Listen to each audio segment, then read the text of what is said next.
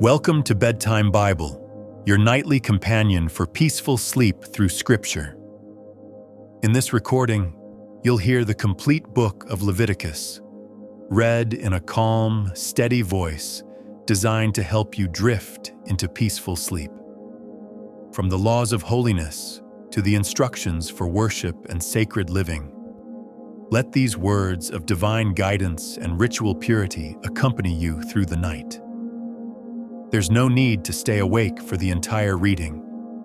Simply close your eyes, take a deep breath, and let go. Whether you drift off in the first few minutes or journey deeper into the text, know that you're surrounded by words of hope, promise, and divine love. Sweet dreams, and may you find rest in His Word. Leviticus chapter 1. And the Lord called unto Moses, and spake unto him out of the tabernacle of the congregation, saying, Speak unto the children of Israel, and say unto them, If any man of you bring an offering unto the Lord, ye shall bring your offering of the cattle, even of the herd, and of the flock. If his offering be a burnt sacrifice of the herd, let him offer a male without blemish. He shall offer it of his own voluntary will at the door of the tabernacle of the congregation, before the Lord.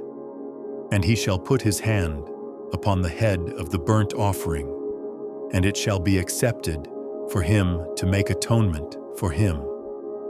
And he shall kill the bullock before the Lord. And the priests, Aaron's sons, shall bring the blood, and sprinkle the blood round about upon the altar that is by the door of the tabernacle of the congregation, and he shall flay the burnt offering and cut it into his pieces.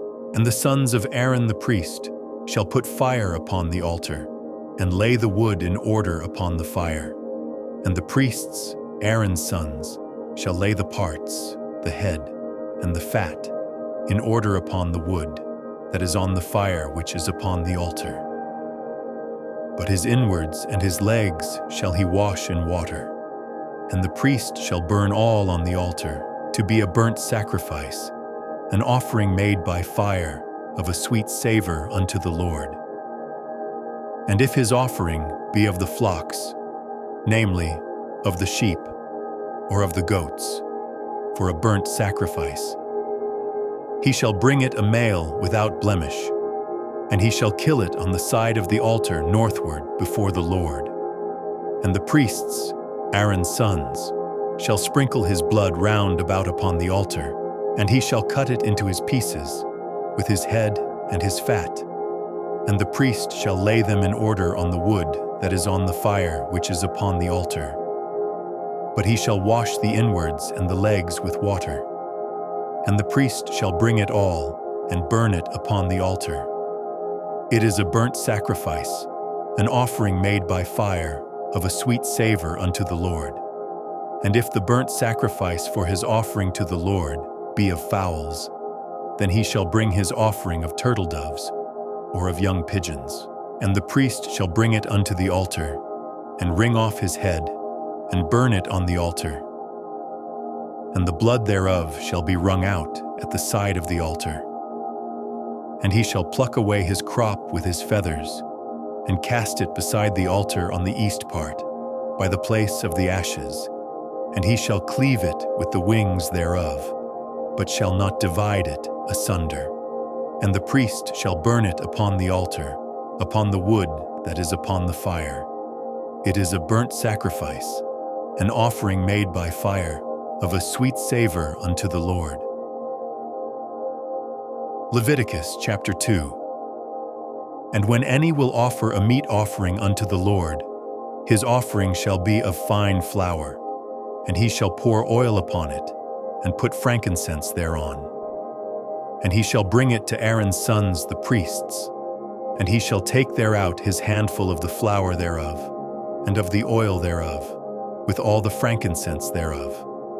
And the priest shall burn the memorial of it upon the altar, to be an offering made by fire, of a sweet savor unto the Lord. And the remnant of the meat offering shall be Aaron's and his sons. It is a thing most holy of the offerings of the Lord made by fire. And if thou bring an oblation of a meat offering baken in the oven, it shall be unleavened cakes of fine flour mingled with oil, or unleavened wafers anointed with oil. And if thy oblation be a meat offering baken in a pan, it shall be of fine flour unleavened, mingled with oil. Thou shalt part it in pieces, and pour oil thereon. It is a meat offering. And if thy oblation be a meat offering baken in the frying pan, it shall be made of fine flour with oil. And thou shalt bring the meat offering that is made of these things unto the Lord. And when it is presented unto the priest, he shall bring it unto the altar. And the priest shall take from the meat offering a memorial thereof, and shall burn it upon the altar. It is an offering made by fire, of a sweet savor unto the Lord. And that which is left of the meat offering shall be Aaron's and his sons'. It is a thing most holy of the offerings of the Lord made by fire. No meat offering which ye shall bring unto the Lord shall be made with leaven. For ye shall burn no leaven, nor any honey, in any offering of the Lord made by fire. As for the oblation of the firstfruits, ye shall offer them unto the Lord, but they shall not be burnt on the altar for a sweet savor. And every oblation of thy meat offering shalt thou season with salt. Neither shalt thou suffer the salt of the covenant of thy God to be lacking from thy meat offering. With all thine offerings thou shalt offer salt. And if thou offer a meat offering of thy firstfruits unto the Lord, thou shalt offer for the meat offering of thy firstfruits green ears of corn dried by the fire, even corn beaten out of full ears. And thou shalt put oil upon it, and lay frankincense thereon. It is a meat offering. And the priest shall burn the memorial of it, part of the beaten corn thereof, and part of the oil thereof, with all the frankincense thereof. It is an offering made by fire unto the Lord. Leviticus chapter 3. And if his oblation be a sacrifice of peace offering, if he offer it of the herd, whether it be a male or female, he shall offer it without blemish before the Lord. And he shall lay his hand upon the head of his offering, and kill it at the door of the tabernacle of the congregation. And Aaron's sons, the priests, shall sprinkle the blood upon the altar round about. And he shall offer of the sacrifice of the peace offering an offering made by fire unto the Lord, the fat that covereth the inwards, and all the fat that is upon the inwards, and the 2 kidneys, and the fat that is on them, which is by the flanks, and the caul above the liver, with the kidneys, it shall he take away. And Aaron's sons shall burn it on the altar upon the burnt sacrifice, which is upon the wood that is on the fire. It is an offering made by fire, of a sweet savor unto the Lord. And if his offering for a sacrifice of peace offering unto the Lord be of the flock, male or female, he shall offer it without blemish. If he offer a lamb for his offering, then shall he offer it before the Lord. And he shall lay his hand upon the head of his offering, and kill it before the tabernacle of the congregation. And Aaron's sons shall sprinkle the blood thereof round about upon the altar. And he shall offer of the sacrifice of the peace offering an offering made by fire unto the Lord, the fat thereof, and the whole rump. It shall he take off hard by the backbone, and the fat that covereth the inwards, and all the fat that is upon the inwards, and the 2 kidneys, and the fat that is upon them, which is by the flanks, and the caul above the liver with the kidneys, it shall he take away. And the priest shall burn it upon the altar. It is the food of the offering made by fire unto the Lord. And if his offering be a goat, then he shall offer it before the Lord. And he shall lay his hand upon the head of it, and kill it before the tabernacle of the congregation. And the sons of Aaron shall sprinkle the blood thereof upon the altar round about. And he shall offer thereof his offering, even an offering made by fire unto the Lord. the fat that covereth the inwards, and all the fat that is upon the inwards, and the 2 kidneys, and the fat that is upon them, which is by the flanks, and the caul above the liver with the kidneys, it shall he take away. And the priest shall burn them upon the altar. It is the food of the offering made by fire for a sweet savor. All the fat is the Lord's. It shall be a perpetual statute for your generations throughout all your dwellings, that ye eat neither fat nor blood. Leviticus chapter 4. And the Lord spake unto Moses, saying, Speak unto the children of Israel, saying, If a soul shall sin through ignorance against any of the commandments of the Lord concerning things, which ought not to be done, and shall do against any of them, if the priest that is anointed do sin according to the sin of the people, then let him bring for his sin, which he hath sinned, a young bullock without blemish unto the Lord for a sin offering. And he shall bring the bullock unto the door of the tabernacle of the congregation before the Lord, and shall lay his hand upon the bullock's head, and kill the bullock before the Lord. And the priest that is anointed shall take of the bullock's blood, and bring it to the tabernacle of the congregation. And the priest shall dip his finger in the blood, and sprinkle of the blood 7 times before the Lord, before the veil of the sanctuary. And the priest shall put some of the blood upon the horns of the altar of sweet incense before the Lord, which is in the tabernacle of the congregation, and shall pour all the blood of the bullock at the bottom of the altar of the burnt offering, which is at the door of the tabernacle of the congregation. And he shall take off from it all the fat of the bullock for the sin offering, the fat that covereth the inwards, and all the fat that is upon the inwards, and the 2 kidneys, and the fat that is upon them, which is by the flanks, and the caul above the liver with the kidneys, it shall he take away, as it was taken off from the bullock of the sacrifice of peace offerings. And the priest shall burn them upon the altar of the burnt offering, and the skin of the bullock, and all his flesh, with his head and with his legs, and his inwards, and his dung. Even the whole bullock shall he carry forth without the camp unto a clean place, where the ashes are poured out, and burn him on the wood with fire. Where the ashes are poured out shall he be burnt. And if the whole congregation of Israel sin through ignorance, and the thing be hid from the eyes of the assembly, and they have done somewhat against any of the commandments of the Lord concerning things which should not be done, and are guilty, when the sin which they have sinned against it is known, then the congregation shall offer a young bullock for the sin, and bring him before the tabernacle of the congregation.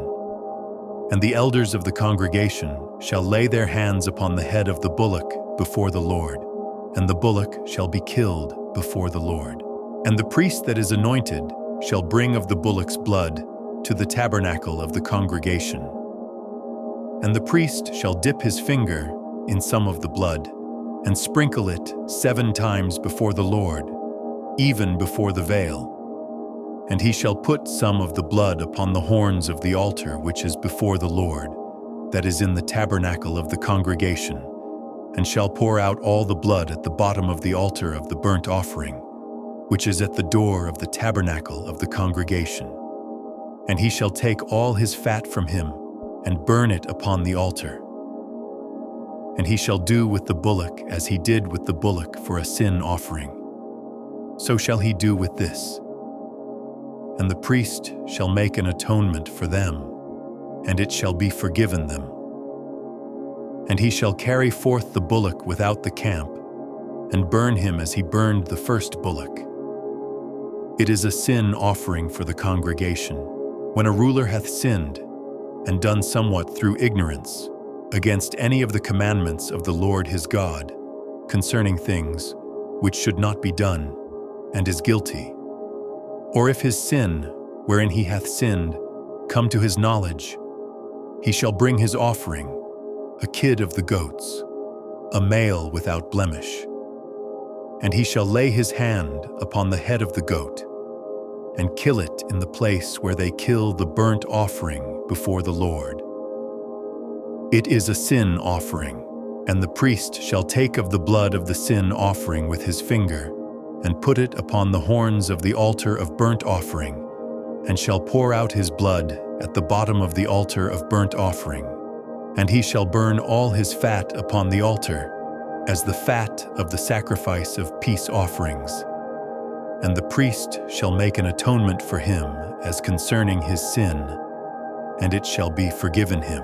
And if any one of the common people sin through ignorance, while he doeth somewhat against any of the commandments of the Lord concerning things which ought not to be done, and be guilty, or if his sin which he hath sinned come to his knowledge, then he shall bring his offering, a kid of the goats, a female without blemish, for his sin which he hath sinned. And he shall lay his hand upon the head of the sin offering, and slay the sin offering in the place of the burnt offering. And the priest shall take of the blood thereof with his finger, and put it upon the horns of the altar of burnt offering, and shall pour out all the blood thereof at the bottom of the altar. And he shall take away all the fat thereof, as the fat is taken away from off the sacrifice of peace offerings. And the priest shall burn it upon the altar for a sweet savor unto the Lord. And the priest shall make an atonement for him, and it shall be forgiven him. And if he bring a lamb for a sin offering, he shall bring it a female without blemish. And he shall lay his hand upon the head of the sin offering, and slay it for a sin offering in the place where they kill the burnt offering. And the priest shall take of the blood of the sin offering with his finger, and put it upon the horns of the altar of burnt offering, and shall pour out all the blood thereof at the bottom of the altar. And he shall take away all the fat thereof, as the fat of the lamb is taken away from the sacrifice of the peace offerings. And the priest shall burn them upon the altar, according to the offerings made by fire unto the Lord. And the priest shall make an atonement for his sin that he hath committed, and it shall be forgiven him. Leviticus chapter 5. And if a soul sin, and hear the voice of swearing, and is a witness, whether he hath seen or known of it, if he do not utter it, then he shall bear his iniquity. Or if a soul touch any unclean thing, whether it be a carcass of an unclean beast, or a carcass of unclean cattle, or the carcass of unclean creeping things, and if it be hidden from him, he also shall be unclean and guilty. Or if he touch the uncleanness of man, whatsoever uncleanness it be, that a man shall be defiled withal, and it be hid from him, when he knoweth of it, then he shall be guilty. Or if a soul swear, pronouncing with his lips to do evil or to do good, whatsoever it be, that a man shall pronounce with an oath, and it be hid from him, when he knoweth of it, then he shall be guilty in one of these. And it shall be, when he shall be guilty in one of these things, that he shall confess that he hath sinned in that thing.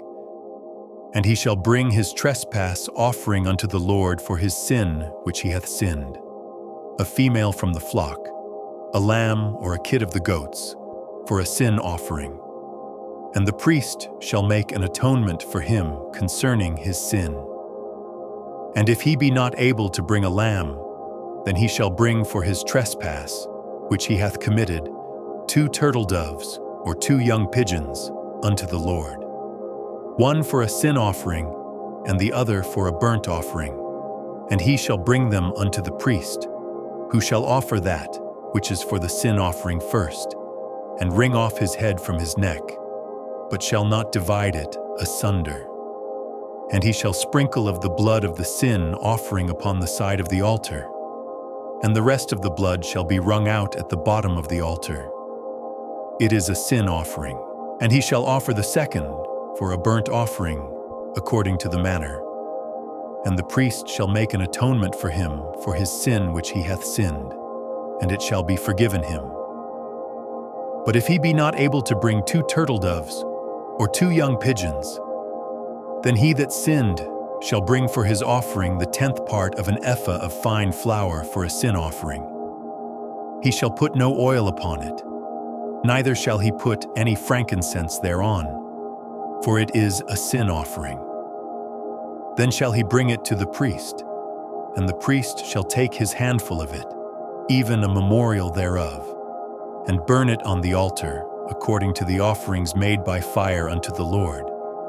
It is a sin offering, and the priest shall make an atonement for him, as touching his sin, that he hath sinned in one of these, and it shall be forgiven him. And the remnant shall be the priest's, as a meat offering.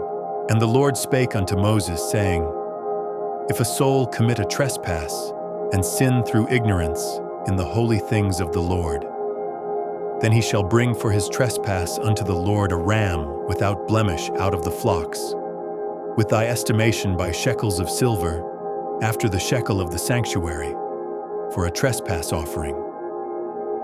And he shall make amends for the harm that he hath done in the holy thing, and shall add the 5th part thereto, and give it unto the priest. And the priest shall make an atonement for him with the ram of the trespass offering, and it shall be forgiven him.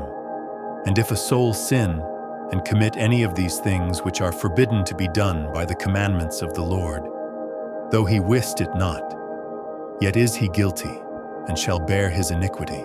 And he shall bring a ram without blemish out of the flock, with thy estimation, for a trespass offering unto the priest.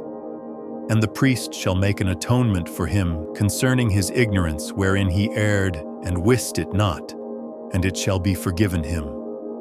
It is a trespass offering. He hath certainly trespassed against the Lord. Leviticus chapter 6.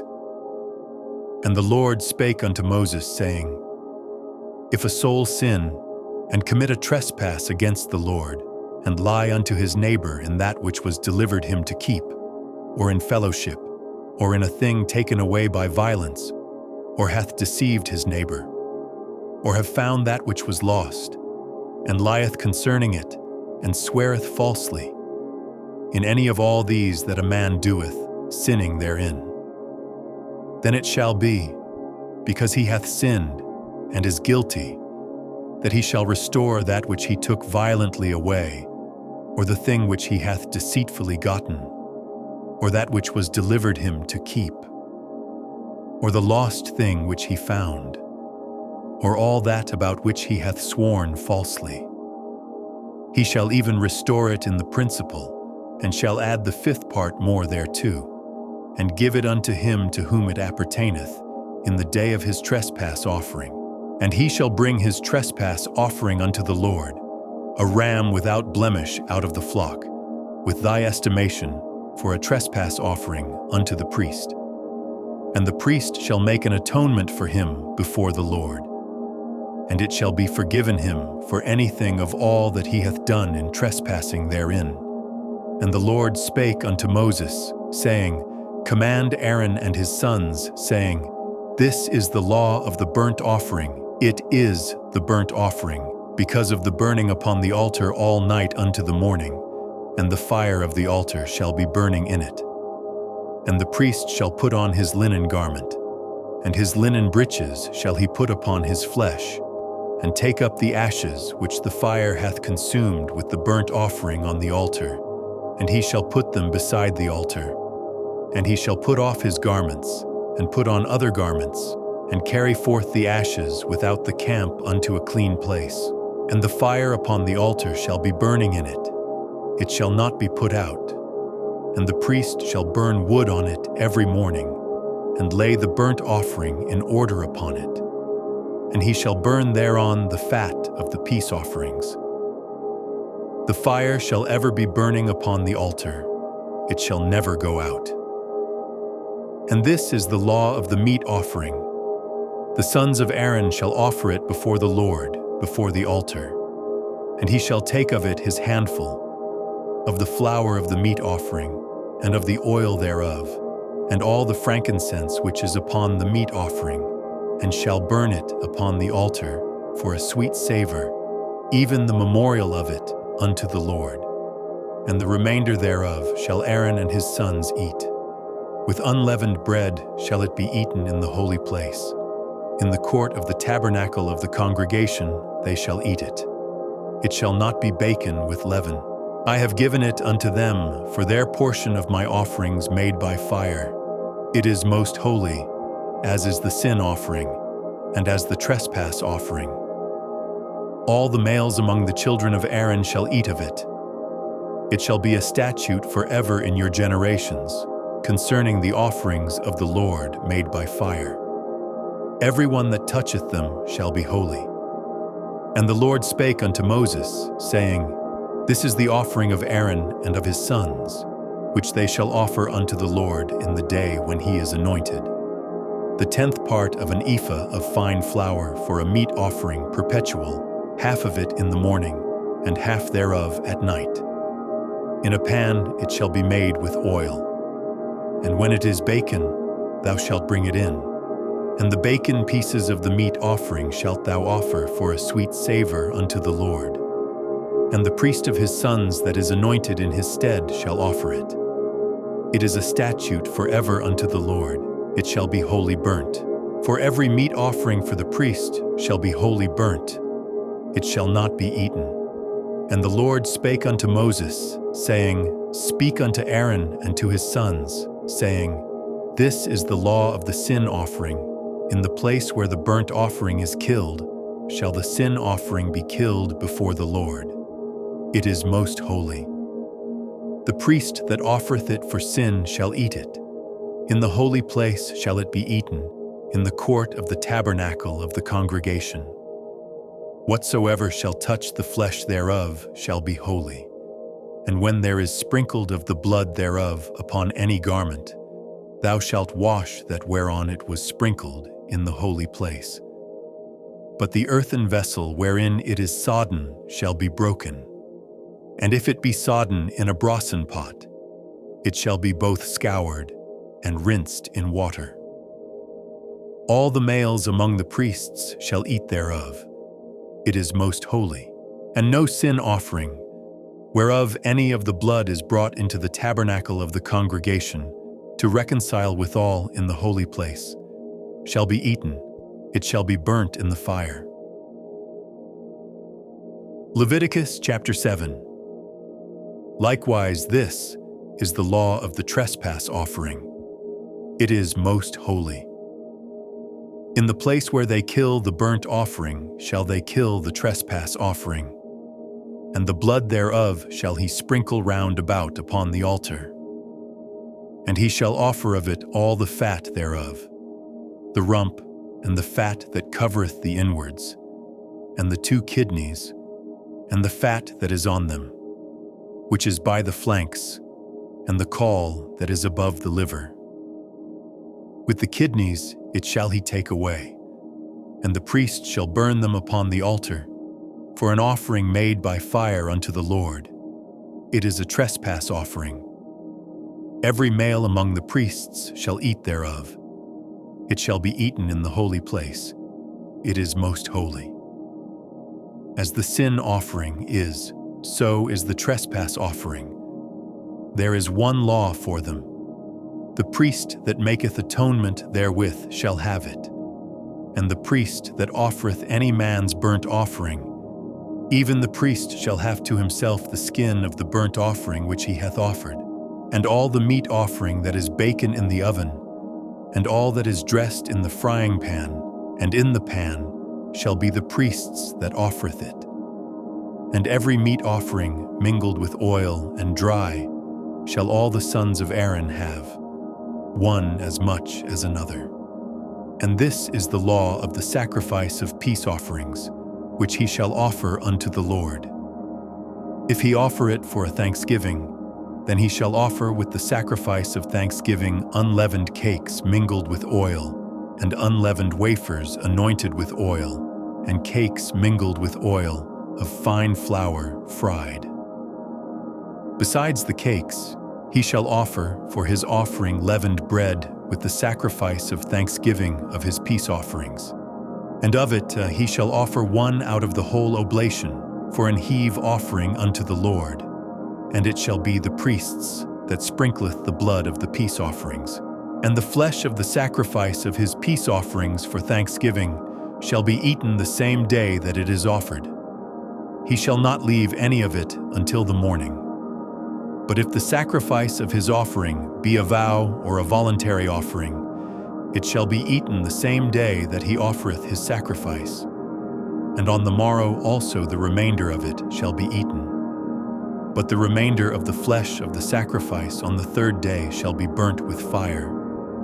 And if any of the flesh of the sacrifice of his peace offerings be eaten at all on the third day, it shall not be accepted, neither shall it be imputed unto him that offereth it. It shall be an abomination, and the soul that eateth of it shall bear his iniquity. And the flesh that toucheth any unclean thing shall not be eaten, it shall be burnt with fire. And as for the flesh, all that be clean shall eat thereof. But the soul that eateth of the flesh of the sacrifice of peace offerings, that pertain unto the Lord, having his uncleanness upon him, even that soul shall be cut off from his people.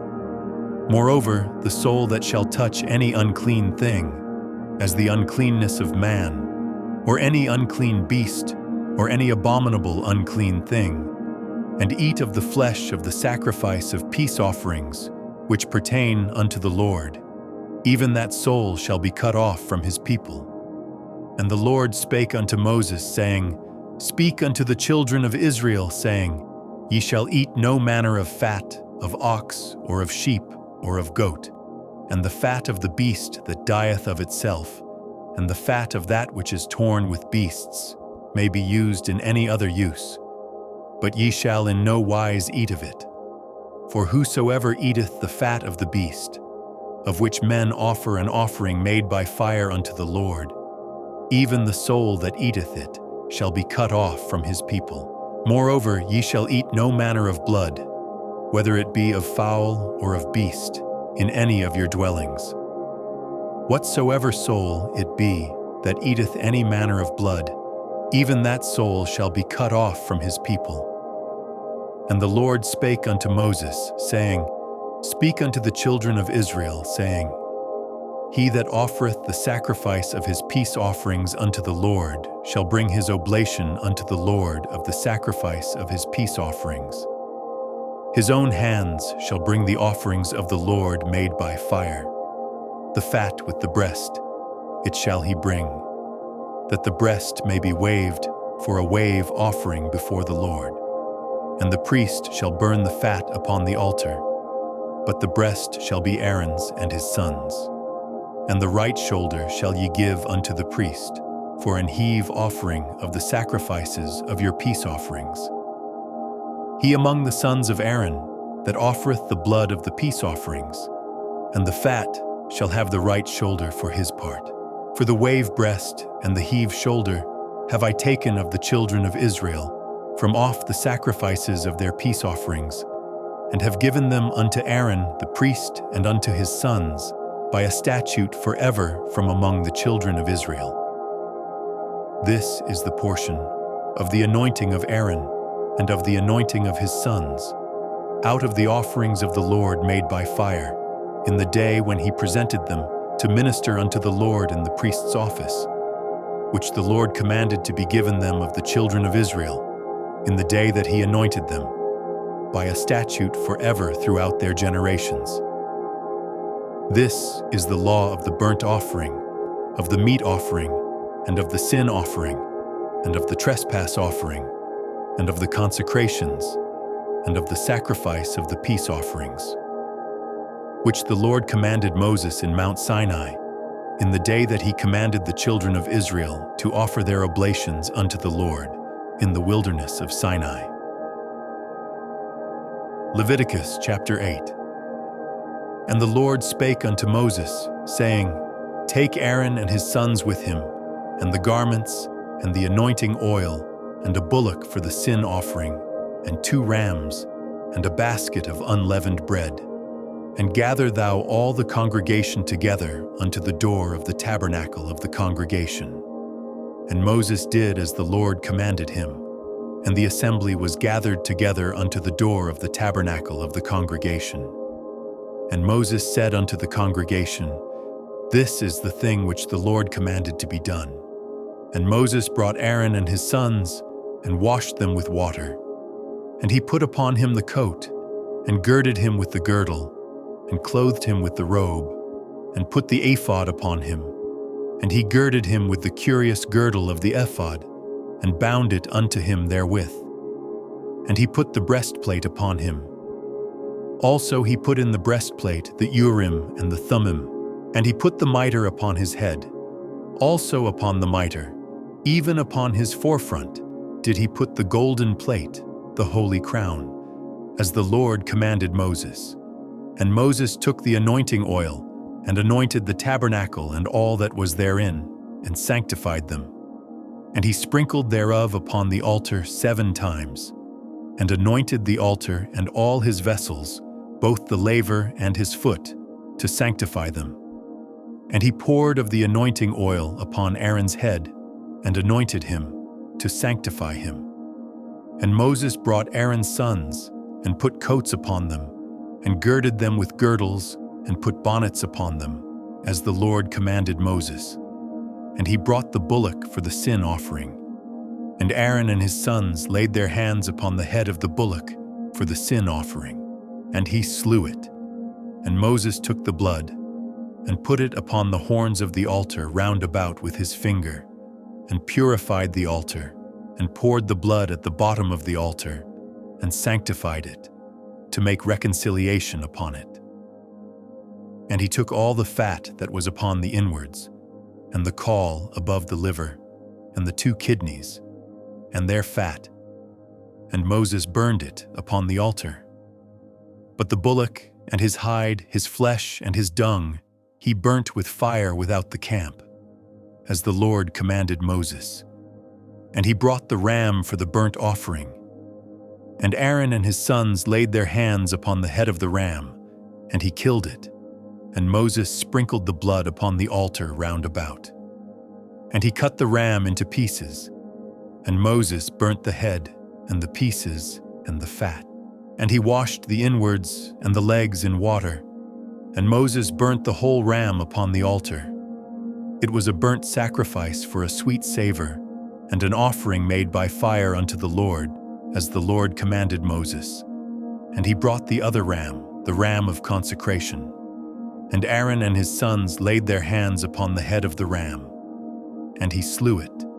And Moses took of the blood of it, and put it upon the tip of Aaron's right ear, and upon the thumb of his right hand, and upon the great toe of his right foot. And he brought Aaron's sons, and Moses put of the blood upon the tip of their right ear, and upon the thumbs of their right hands, and upon the great toes of their right feet. And Moses sprinkled the blood upon the altar round about. And he took the fat, and the rump, and all the fat that was upon the inwards, and the caul above the liver, and the 2 kidneys, and their fat, and the right shoulder. And out of the basket of unleavened bread that was before the Lord, he took 1 unleavened cake, and a cake of oiled bread, and 1 wafer, and put them on the fat, and upon the right shoulder. And he put all upon Aaron's hands, and upon his sons' hands, and waved them for a wave offering before the Lord. And Moses took them from off their hands, and burnt them on the altar upon the burnt offering. They were consecrations for a sweet savor. It is an offering made by fire unto the Lord. And Moses took the breast, and waved it for a wave offering before the Lord. For of the ram of consecration it was Moses' part, as the Lord commanded Moses. And Moses took of the anointing oil, and of the blood which was upon the altar, and sprinkled it upon Aaron, and upon his garments, and upon his sons, and upon his sons' garments with him, and sanctified Aaron, and his garments, and his sons' garments with him. And Moses said unto Aaron and to his sons, Boil the flesh at the door of the tabernacle of the congregation, and there eat it with the bread that is in the basket of consecrations, as I commanded, saying, Aaron and his sons shall eat it. And that which remaineth of the flesh and of the bread shall ye burn with fire. And ye shall not go out of the door of the tabernacle of the congregation in 7 days, until the days of your consecration be at an end. For 7 days shall he consecrate you. As he hath done this day, so the Lord hath commanded to do, to make an atonement for you. Therefore shall ye abide at the door of the tabernacle of the congregation, day and night 7 days, and keep the charge of the Lord, that ye die not. For so I am commanded. So Aaron and his sons did all things which the Lord commanded by the hand of Moses. Leviticus chapter 9. And it came to pass on the 8th day that Moses called Aaron and his sons and the elders of Israel. And he said unto Aaron, Take thee a young calf for a sin offering, and a ram for a burnt offering without blemish, and offer them before the Lord. And unto the children of Israel thou shalt speak, saying, Take ye a kid of the goats for a sin offering, and a calf and a lamb, both of the first year, without blemish, for a burnt offering. Also a bullock and a ram for peace offerings to sacrifice before the Lord, and a meat offering mingled with oil. For today the Lord will appear unto you. And they brought that which Moses commanded before the tabernacle of the congregation. And all the congregation drew near and stood before the Lord. And Moses said, This is the thing which the Lord commanded that ye should do. And the glory of the Lord shall appear unto you. And Moses said unto Aaron, Go unto the altar, and offer thy sin offering, and thy burnt offering, and make an atonement for thyself and for the people, and offer the offering of the people, and make an atonement for them, as the Lord commanded. Aaron therefore went unto the altar, and slew the calf of the sin offering, which was for himself. And the sons of Aaron brought the blood unto him, and he dipped his finger in the blood, and put it upon the horns of the altar, and poured out the blood at the bottom of the altar. But the fat, and the kidneys, and the caul above the liver of the sin offering, he burnt upon the altar, as the Lord commanded Moses. And the flesh and the hide he burnt with fire without the camp. And he slew the burnt offering, and Aaron's sons presented unto him the blood, which he sprinkled round about upon the altar. And they presented the burnt offering unto him, with the pieces thereof, and the head, and he burnt them upon the altar. And he did wash the inwards and the legs, and burnt them upon the burnt offering on the altar. And he brought the people's offering, and took the goat, which was the sin offering for the people, and slew it, and offered it for sin as the first. And he brought the burnt offering, and offered it according to the manner. And he brought the meat offering, and took an handful thereof, and burnt it upon the altar, beside the burnt sacrifice of the morning. He slew also the bullock and the ram for a sacrifice of peace offerings, which was for the people. And Aaron's sons presented unto him the blood, which he sprinkled upon the altar round about, and the fat of the bullock and of the ram, the rump, and that which covereth the inwards, and the kidneys and the caul above the liver. And they put the fat upon the breasts, and he burnt the fat upon the altar, and the breasts and the right shoulder. Aaron waved for a wave offering before the Lord, as Moses commanded. And Aaron lifted up his hand toward the people, and blessed them, and came down from offering of the sin offering, and the burnt offering, and peace offerings. And Moses and Aaron went into the tabernacle of the congregation, and came out, and blessed the people. And the glory of the Lord appeared unto all the people. And there came a fire out from before the Lord, and consumed upon the altar the burnt offering and the fat, which when all the people saw, they shouted, and fell on their faces. Leviticus chapter 10. And Nadab and Abihu, the sons of Aaron, took either of them his censer, and put fire therein, and put incense thereon, and offered strange fire before the Lord, which he commanded them not. And there went out fire from the Lord, and devoured them, and they died before the Lord. Then Moses said unto Aaron, This is it that the Lord spake, saying, I will be sanctified in them that come nigh me, and before all the people I will be glorified. And Aaron held his peace. And Moses called Mishael and Elzaphan, the sons of Uzziel the uncle of Aaron, and said unto them, Come near, carry your brethren from before the sanctuary out of the camp. So they went near, and carried them in their coats out of the camp, as Moses had said. And Moses said unto Aaron, and unto Eleazar, and unto Ithamar his sons, Uncover not your heads, neither rend your clothes, lest ye die, and lest wrath come upon all the people. But let your brethren, the whole house of Israel, bewail the burning which the Lord hath kindled. And ye shall not go out from the door of the tabernacle of the congregation, lest ye die. For the anointing oil of the Lord is upon you. And they did according to the word of Moses. And the Lord spake unto Aaron, saying, Do not drink wine nor strong drink, thou nor thy sons with thee, when ye go into the tabernacle of the congregation, lest ye die. It shall be a statute forever throughout your generations, and that ye may put difference between holy and unholy, and between unclean and clean, and that ye may teach the children of Israel all the statutes which the Lord hath spoken unto them by the hand of Moses.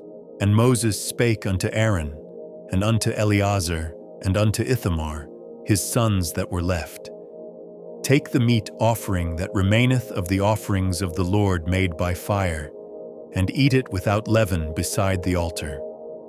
For it is most holy, and ye shall eat it in the holy place, because it is thy due, and thy sons' due, of the sacrifices of the Lord made by fire. For so I am commanded. And the wave breast and heave shoulder shall ye eat in a clean place, thou and thy sons and thy daughters with thee, for they be thy due and thy sons' due, which are given out of the sacrifices of peace offerings of the children of Israel. The heave shoulder and the wave breast shall they bring with the offerings made by fire of the fat, to wave it for a wave offering before the Lord. And it shall be thine and thy sons with thee by a statute forever, as the Lord hath commanded. And Moses diligently sought the goat of the sin offering, and behold, it was burnt.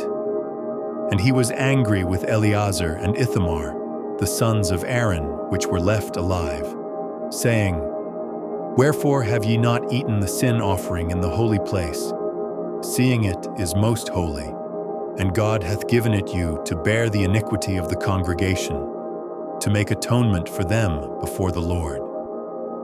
Behold, the blood of it was not brought in within the holy place. Ye should indeed have eaten it in the holy place, as I commanded. And Aaron said unto Moses, Behold, this day have they offered their sin offering and their burnt offering before the Lord, and such things have befallen me. And if I had eaten the sin offering today, should it have been accepted in the sight of the Lord? And when Moses heard that, he was content. Leviticus chapter 11. And the Lord spake unto Moses and to Aaron, saying unto them, Speak unto the children of Israel, saying, These are the beasts which ye shall eat among all the beasts that are on the earth. Whatsoever parteth the hoof, and is cloven-footed, and cheweth the cud among the beasts, that shall ye eat. Nevertheless, these shall ye not eat of them that chew the cud, or of them that divide the hoof, as the camel, because he cheweth the cud, but divideth not the hoof, he is unclean unto you. And the coney, because he cheweth the cud, but divideth not the hoof, he is unclean unto you. And the hare, because he cheweth the cud, but divideth not the hoof, he is unclean unto you. And the swine, though he divide the hoof, and be cloven-footed, yet he cheweth not the cud, he is unclean to you. Of their flesh shall ye not eat, and their carcass shall ye not touch. They are unclean to you. These shall ye eat of all that are in the waters. Whatsoever hath fins and scales in the waters, in the seas and in the rivers, them shall ye eat. And all that have not fins and scales in the seas and in the rivers, of all that move in the waters, and of any living thing which is in the waters, they shall be an abomination unto you. They shall be even an abomination unto you. Ye shall not eat of their flesh, but ye shall have their carcasses in abomination. Whatsoever hath no fins nor scales in the waters, that shall be an abomination unto you. And these are they which ye shall have in abomination among the fowls. They shall not be eaten. They are an abomination. The eagle, and the ossifrage, and the osprey, and the vulture, and the kite after his kind, every raven after his kind, and the owl, and the nighthawk, and the cuckoo, and the hawk after his kind, and the little owl, and the cormorant, and the great owl, and the swan, and the pelican, and the gier eagle, and the stork, the heron after her kind, and the lapwing, and the bat. All fowls that creep, going upon all four, shall be an abomination unto you. Yet these may ye eat of every flying creeping thing that goeth upon all four, which have legs above their feet, to leap withal upon the earth. Even these of them ye may eat. The locust after his kind, and the bald locust after his kind, and the beetle after his kind, and the grasshopper after his kind. But all other flying creeping things, which have 4 feet, shall be an abomination unto you, and for these ye shall be unclean. Whosoever toucheth the carcass of them shall be unclean until the even. And whosoever beareth aught of the carcass of them shall wash his clothes, and be unclean until the even. The carcasses of every beast which divideth the hoof, and is not cloven-footed, nor cheweth the cud, are unclean unto you. Every one that toucheth them shall be unclean. And whatsoever goeth upon his paws, among all manner of beasts that go on, all 4, those are unclean unto you. Whoso toucheth their carcass shall be unclean until the even. And he that beareth the carcass of them shall wash his clothes, and be unclean until the even. They are unclean unto you. These also shall be unclean unto you among the creeping things that creep upon the earth, the weasel, and the mouse, and the tortoise after his kind, and the ferret, and the chameleon, and the lizard, and the snail, and the mole. These are unclean to you among all that creep. Whosoever doth touch them, when they be dead, shall be unclean until the even. And upon whatsoever any of them, when they are dead, doth fall, it shall be unclean. Whether it be any vessel of wood, or raiment, or skin, or sack, whatsoever vessel it be, wherein any work is done, it must be put into water, and it shall be unclean until the even, so it shall be cleansed. And every earthen vessel, whereinto any of them falleth, whatsoever is in it shall be unclean, and ye shall break it. Of all meat which may be eaten, that on which such water cometh shall be unclean, and all drink that may be drunk in every such vessel shall be unclean. And everything whereupon any part of their carcass falleth shall be unclean. Whether it be oven or ranges for pots, they shall be broken down, for they are unclean, and shall be unclean unto you. Nevertheless, a fountain or pit, wherein there is plenty of water, shall be clean. But that which toucheth their carcass shall be unclean. And if any part of their carcass fall upon any sowing seed which is to be sown, it shall be clean. But if any water be put upon the seed, and any part of their carcass fall thereon, it shall be unclean unto you. And if any beast of which ye may eat die, he that toucheth the carcass thereof shall be unclean until the even. And he that eateth of the carcass of it shall wash his clothes, and be unclean until the even. He also that beareth the carcass of it shall wash his clothes, and be unclean until the even. And every creeping thing that creepeth upon the earth shall be an abomination, it shall not be eaten. Whatsoever goeth upon the belly, and whatsoever goeth upon all four, or whatsoever hath more feet among all creeping things that creep upon the earth, them ye shall not eat, for they are an abomination. Ye shall not make yourselves abominable with any creeping thing that creepeth, neither shall ye make yourselves unclean with them, that ye should be defiled thereby. For I am the Lord your God.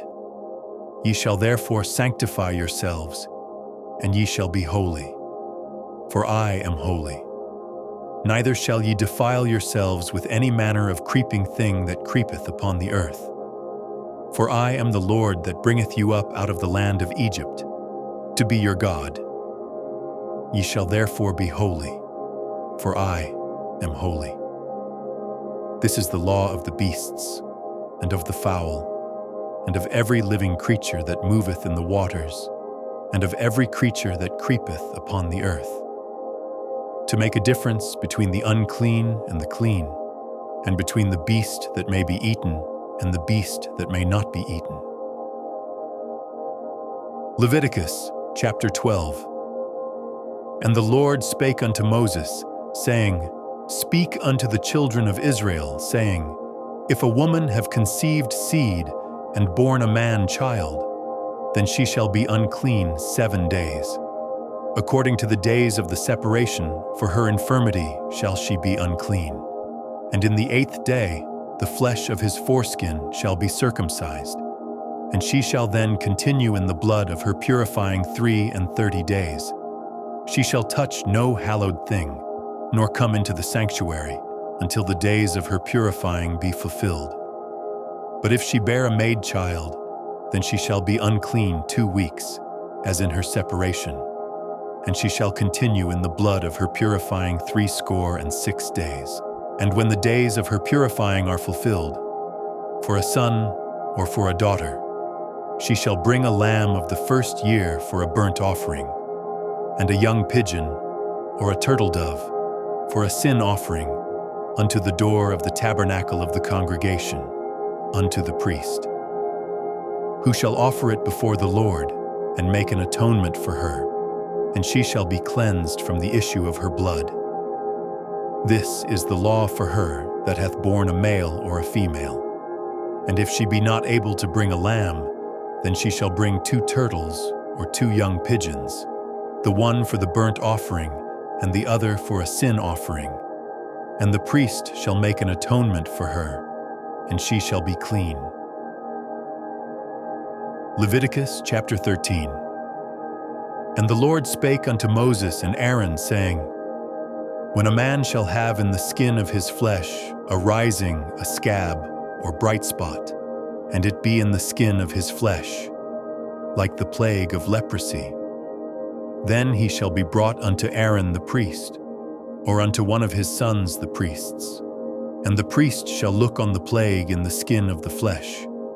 And when the hair in the plague is turned white, and the plague in sight be deeper than the skin of his flesh, it is a plague of leprosy. And the priest shall look on him, and pronounce him unclean. If the bright spot be white in the skin of his flesh, and in sight be not deeper than the skin, and the hair thereof be not turned white, then the priest shall shut up him that hath the plague 7 days. And the priest shall look on him the 7th day. And behold, if the plague in his sight be at a stay, and the plague spread not in the skin, then the priest shall shut him up 7 days more. And the priest shall look on him again the 7th day. And behold, if the plague be somewhat dark, and the plague spread not in the skin, the priest shall pronounce him clean. It is but a scab, and he shall wash his clothes, and be clean. But if the scab spread much abroad in the skin, after that he hath been seen of the priest for his cleansing, he shall be seen of the priest again. And if the priest see that, behold, the scab spreadeth in the skin, then the priest shall pronounce him unclean. It is a leprosy. When the plague of leprosy is in a man, then he shall be brought unto the priest. And the priest shall see him. And behold, if the rising be white in the skin, and it have turned the hair white, and there be quick raw flesh in the rising, it is an old leprosy in the skin of his flesh, and the priest shall pronounce him unclean, and shall not shut him up, for he is unclean. And if a leprosy break out abroad in the skin, and the leprosy cover all the skin of him that hath the plague from his head even to his foot, wheresoever the priest looketh, then the priest shall consider, and behold, if the leprosy have covered all his flesh, he shall pronounce him clean that hath the plague. It is all turned white, he is clean. But when raw flesh appeareth in him, he shall be unclean. And the priest shall see the raw flesh, and pronounce him to be unclean. For the raw flesh is unclean. It is a leprosy, or if the raw flesh turn again, and be changed unto white, he shall come unto the priest, and the priest shall see him. And behold, if the plague be turned into white, then the priest shall pronounce him clean that hath the plague. He is clean. The flesh also, in which, even in the skin thereof, was a boil and is healed, and in the place of the boil there be a white rising, or a bright spot, white and somewhat reddish, and it be showed to the priest. And if, when the priest seeth it, behold, it be in sight lower than the skin, and the hair thereof be turned white, the priest shall pronounce him unclean. It is a plague of leprosy broken out of the boil. But if the priest look on it, and behold, there be no white hairs therein, and if it be not lower than the skin, but be somewhat dark, then the priest shall shut him up 7 days. And if it spread much abroad in the skin, then the priest shall pronounce him unclean. It is a plague. But if the bright spot stay in his place, and spread not, it is a burning boil, and the priest shall pronounce him clean. Or if there be any flesh in the skin whereof there is a hot burning, and the quick flesh that burneth have a white bright spot, somewhat reddish or white, then the priest shall look upon it, and behold, if the hair in the bright spot be turned white, and it be in sight deeper than the skin, it is a leprosy broken out of the burning. Wherefore the priest shall pronounce him unclean. It is the plague of leprosy. But if the priest look on it, and behold, there be no white hair in the bright spot, and it be no lower than the other skin, but be somewhat dark, then the priest shall shut him up 7 days, and the priest shall look upon him the 7th day. And if it be spread much abroad in the skin, then the priest shall pronounce him unclean. It is the plague of leprosy. And if the bright spot stay in his place, and spread not in the skin, but it be somewhat dark, it is a rising of the burning, and the priest shall pronounce him clean. For it is an inflammation of the burning. If a man or woman have a plague upon the head or the beard, then the priest shall see the plague, and behold, if it be in sight deeper than the skin, and there be in it a yellow thin hair, then the priest shall pronounce him unclean. It is a dry scall, even a leprosy upon the head or beard. And if the priest look on the plague of the scall, and behold, it be not in sight deeper than the skin, and that there is no black hair in it, then the priest shall shut up him that hath the plague of the scall 7 days. And in the 7th day the priest shall look on the plague, and behold, if the scall spread not, and there be in it no yellow hair, and the scall be not in sight deeper than the skin. He shall be shaven, but the scall shall he not shave. And the priest shall shut up him that hath the scall 7 days more. And in the 7th day the priest shall look on the scall, and behold, if the scall be not spread in the skin, nor be in sight deeper than the skin, then the priest shall pronounce him clean, and he shall wash his clothes, and be clean. But if the scall spread much in the skin after his cleansing, then the priest shall look on him. And behold, if the scall be spread in the skin, the priest shall not seek for yellow hair. He is unclean. But if the scall be in his sight at a stay, and that there is black hair grown up therein, the scall is healed. He is clean, and the priest shall pronounce him clean. If a man also or a woman have in the skin of their flesh bright spots, even white bright spots, then the priest shall look, and behold, if the bright spots in the skin of their flesh be darkish white, it is a freckled spot that groweth in the skin. He is clean. And the man whose hair is fallen off his head, he is bald, yet is he clean.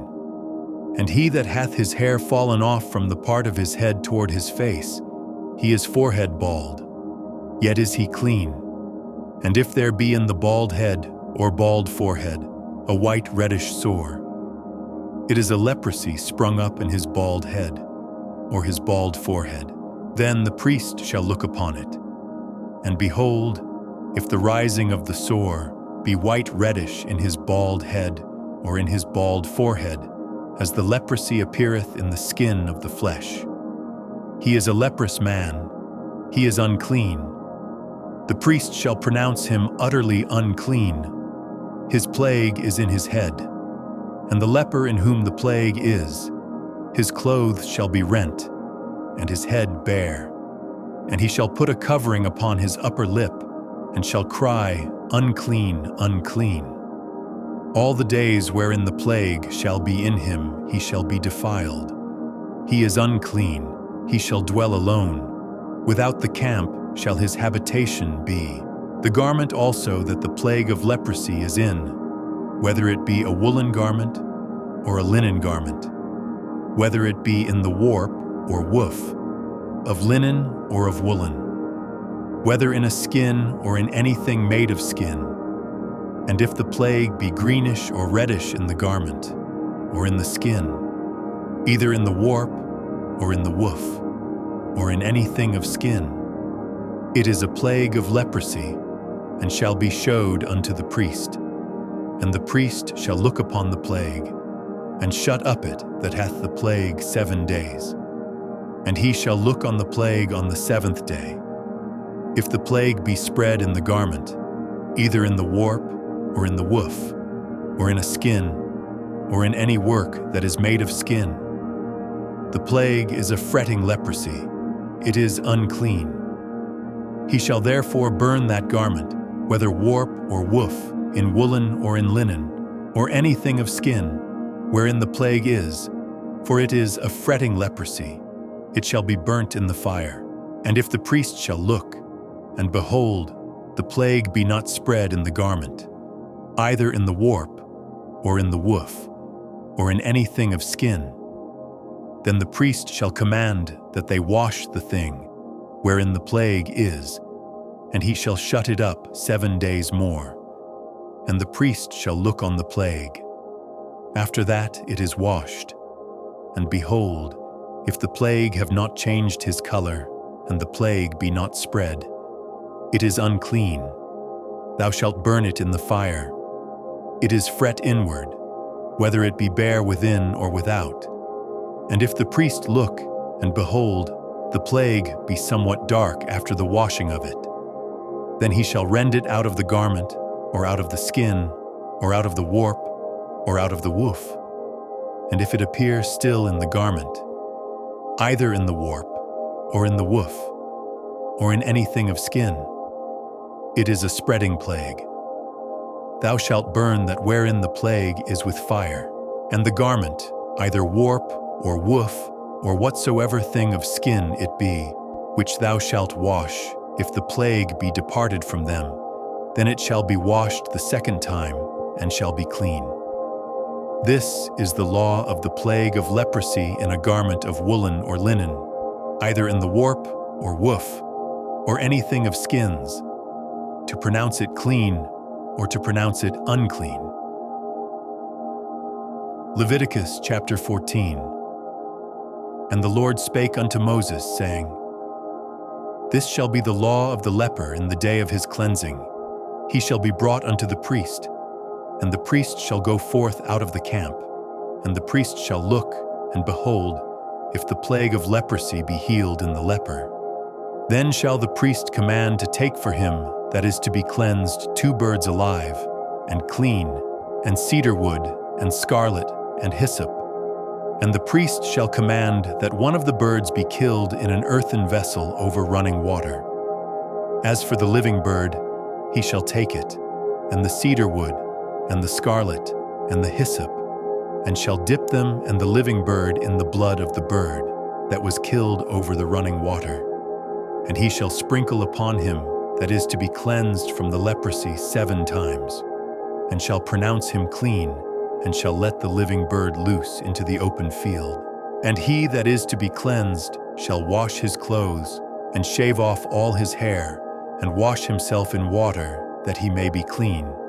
And after that he shall come into the camp, and shall tarry abroad out of his tent 7 days. But it shall be on the 7th day, that he shall shave all his hair off his head, and his beard and his eyebrows. Even all his hair he shall shave off, and he shall wash his clothes. Also he shall wash his flesh in water, and he shall be clean. And on the 8th day he shall take 2 he-lambs without blemish, and 1 ewe-lamb of the 1st year without blemish, and 3/10 deals of fine flour, for a meat offering, mingled with oil, and 1 log of oil. And the priest that maketh him clean shall present the man that is to be made clean, and those things before the Lord, at the door of the tabernacle of the congregation. And the priest shall take 1 he-lamb, and offer him for a trespass offering, and the log of oil, and wave them for a wave offering before the Lord. And he shall slay the lamb in the place where he shall kill the sin offering and the burnt offering in the holy place. For as the sin offering is the priest's, so is the trespass offering. It is most holy. And the priest shall take some of the blood of the trespass offering, and the priest shall put it upon the tip of the right ear of him that is to be cleansed, and upon the thumb of his right hand, and upon the great toe of his right foot. And the priest shall take some of the log of oil, and pour it into the palm of his own left hand. And the priest shall dip his right finger in the oil that is in his left hand, and shall sprinkle of the oil with his finger 7 times before the Lord. And of the rest of the oil that is in his hand shall the priest put upon the tip of the right ear of him that is to be cleansed, and upon the thumb of his right hand, and upon the great toe of his right foot, upon the blood of the trespass offering, and the remnant of the oil that is in the priest's hand, he shall pour upon the head of him that is to be cleansed. And the priest shall make an atonement for him before the Lord. And the priest shall offer the sin offering, and make an atonement for him that is to be cleansed from his uncleanness. And afterward he shall kill the burnt offering. And the priest shall offer the burnt offering and the meat offering upon the altar. And the priest shall make an atonement for him, and he shall be clean. And if he be poor and cannot get so much, then he shall take 1 lamb for a trespass offering to be waved, to make an atonement for him, and 1/10 deal of fine flour mingled with oil for a meat offering, and a log of oil, and 2 turtle doves, or 2 young pigeons, such as he is able to get. And the one shall be a sin offering, and the other a burnt offering. And he shall bring them on the 8th day for his cleansing unto the priest, unto the door of the tabernacle of the congregation, before the Lord. And the priest shall take the lamb of the trespass offering, and the log of oil, and the priest shall wave them for a wave offering before the Lord. And he shall kill the lamb of the trespass offering, and the priest shall take some of the blood of the trespass offering, and put it upon the tip of the right ear of him that is to be cleansed, and upon the thumb of his right hand, and upon the great toe of his right foot. And the priest shall pour of the oil into the palm of his own left hand. And the priest shall sprinkle with his right finger some of the oil that is in his left hand 7 times before the Lord. And the priest shall put of the oil that is in his hand upon the tip of the right ear of him that is to be cleansed, and upon the thumb of his right hand, and upon the great toe of his right foot, upon the place of the blood of the trespass offering. And the rest of the oil that is in the priest's hand he shall put upon the head of him that is to be cleansed, to make an atonement for him before the Lord. And he shall offer the one of the turtle doves, or of the young pigeons, such as he can get, even such as he is able to get, the one for a sin offering, and the other for a burnt offering with the meat offering. And the priest shall make an atonement for him that is to be cleansed before the Lord. This is the law of him in whom is the plague of leprosy, whose hand is not able to get that which pertaineth to his cleansing. And the Lord spake unto Moses and unto Aaron, saying, When ye be come into the land of Canaan, which I give to you for a possession, and I put the plague of leprosy in a house of the land of your possession, and he that owneth the house shall come and tell the priest, saying, It seemeth to me there is, as it were, a plague in the house. Then the priest shall command that they empty the house before the priest go into it to see the plague, that all that is in the house be not made unclean. And afterward the priest shall go in to see the house, and he shall look on the plague, and behold, if the plague be in the walls of the house with hollow strakes, greenish or reddish, which in sight are lower than the wall, then the priest shall go out of the house to the door of the house, and shut up the house 7 days. And the priest shall come again the 7th day, and shall look. And behold, if the plague be spread in the walls of the house, then the priest shall command that they take away the stones in which the plague is, and they shall cast them into an unclean place without the city. And he shall cause the house to be scraped within round about, and they shall pour out the dust that they scrape off without the city into an unclean place. And they shall take other stones, and put them in the place of those stones. And he shall take other mortar, and shall plaister the house. And if the plague come again, and break out in the house, after that he hath taken away the stones, and after he hath scraped the house, and after it is plaistered, then the priest shall come and look, and behold, if the plague be spread in the house, it is a fretting leprosy in the house, it is unclean. And he shall break down the house, the stones of it, and the timber thereof, and all the mortar of the house, and he shall carry them forth out of the city into an unclean place. Moreover, he that goeth into the house all the while that it is shut up shall be unclean until the even. And he that lieth in the house shall wash his clothes, and he that eateth in the house shall wash his clothes.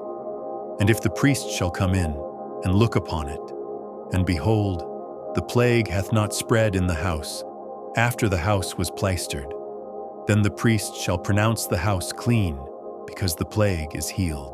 And he shall take to cleanse the house 2 birds, and cedar wood, and scarlet, and hyssop.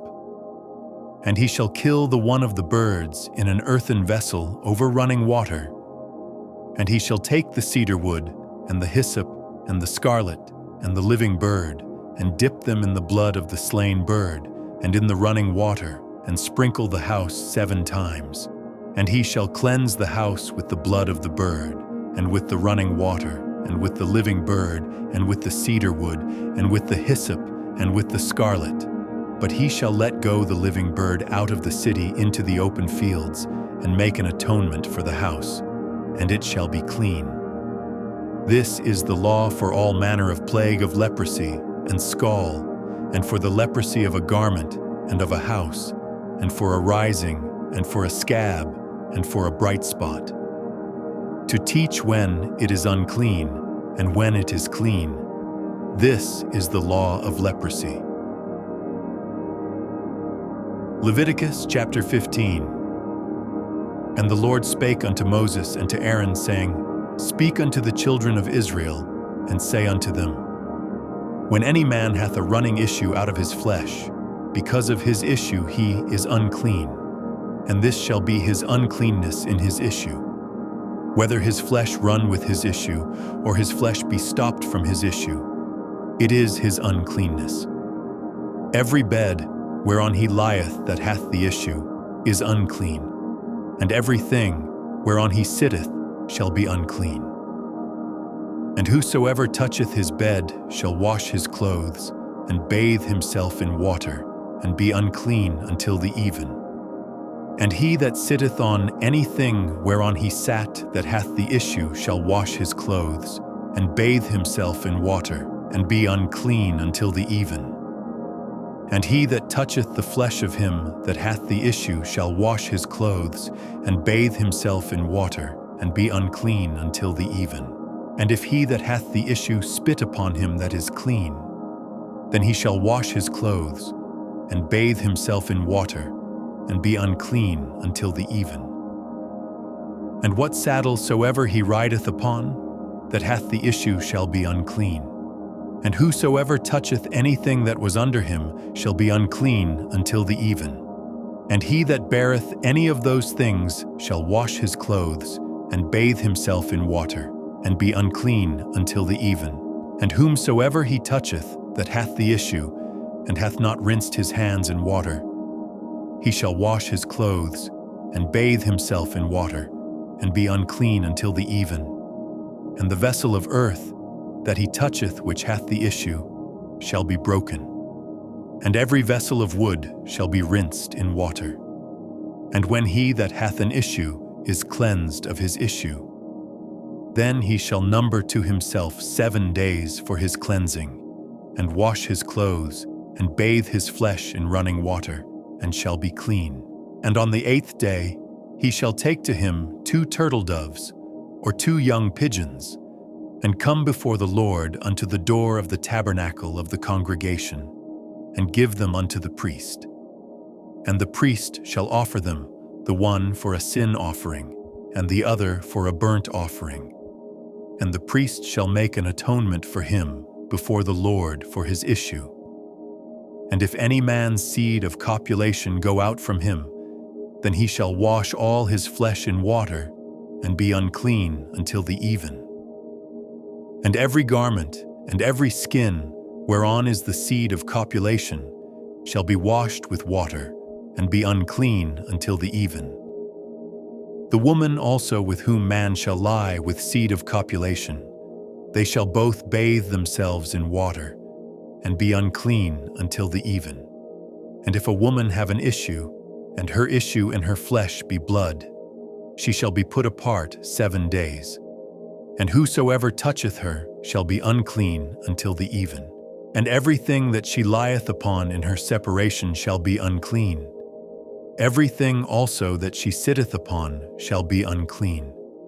And whosoever toucheth her bed shall wash his clothes, and bathe himself in water, and be unclean until the even. And whosoever toucheth anything that she sat upon shall wash his clothes, and bathe himself in water, and be unclean until the even. And if it be on her bed, or on anything whereon she sitteth, when he toucheth it, he shall be unclean until the even. And if any man lie with her at all, and her flowers be upon him, he shall be unclean 7 days, and all the bed whereon he lieth shall be unclean. And if a woman have an issue of her blood many days out of the time of her separation, or if it run beyond the time of her separation, All the days of the issue of her uncleanness shall be as the days of her separation. She shall be unclean. Every bed whereon she lieth all the days of her issue shall be unto her as the bed of her separation. And whatsoever she sitteth upon shall be unclean, as the uncleanness of her separation. And whosoever toucheth those things shall be unclean, and shall wash his clothes, and bathe himself in water, and be unclean until the even. But if she be cleansed of her issue, then she shall number to herself 7 days, and after that she shall be clean. And on the 8th day she shall take unto her 2 turtles, or 2 young pigeons, and bring them unto the priest, to the door of the tabernacle of the congregation. And the priest shall offer the one for a sin offering, and the other for a burnt offering. And the priest shall make an atonement for her before the Lord for the issue of her uncleanness. Thus shall ye separate the children of Israel from their uncleanness, that they die not in their uncleanness, when they defile my tabernacle that is among them. This is the law of him that hath an issue, and of him whose seed goeth from him, and is defiled therewith, and of her that is sick of her flowers, and of him that hath an issue, of the man and of the woman, and of him that lieth with her that is unclean. Leviticus chapter 16. And the Lord spake unto Moses after the death of the 2 sons of Aaron, when they offered before the Lord and died. And the Lord said unto Moses, Speak unto Aaron thy brother, that he come not at all times into the holy place within the veil before the mercy seat, which is upon the ark, that he die not. For I will appear in the cloud upon the mercy seat. Thus shall Aaron come into the holy place, with a young bullock for a sin offering, and a ram for a burnt offering. He shall put on the holy linen coat, and he shall have the linen breeches upon his flesh, and shall be girded with a linen girdle, and with the linen mitre shall he be attired. These are holy garments. Therefore shall he wash his flesh in water, and so put them on. And he shall take of the congregation of the children of Israel 2 kids of the goats for a sin offering, and 1 ram for a burnt offering. And Aaron shall offer his bullock of the sin offering, which is for himself, and make an atonement for himself and for his house.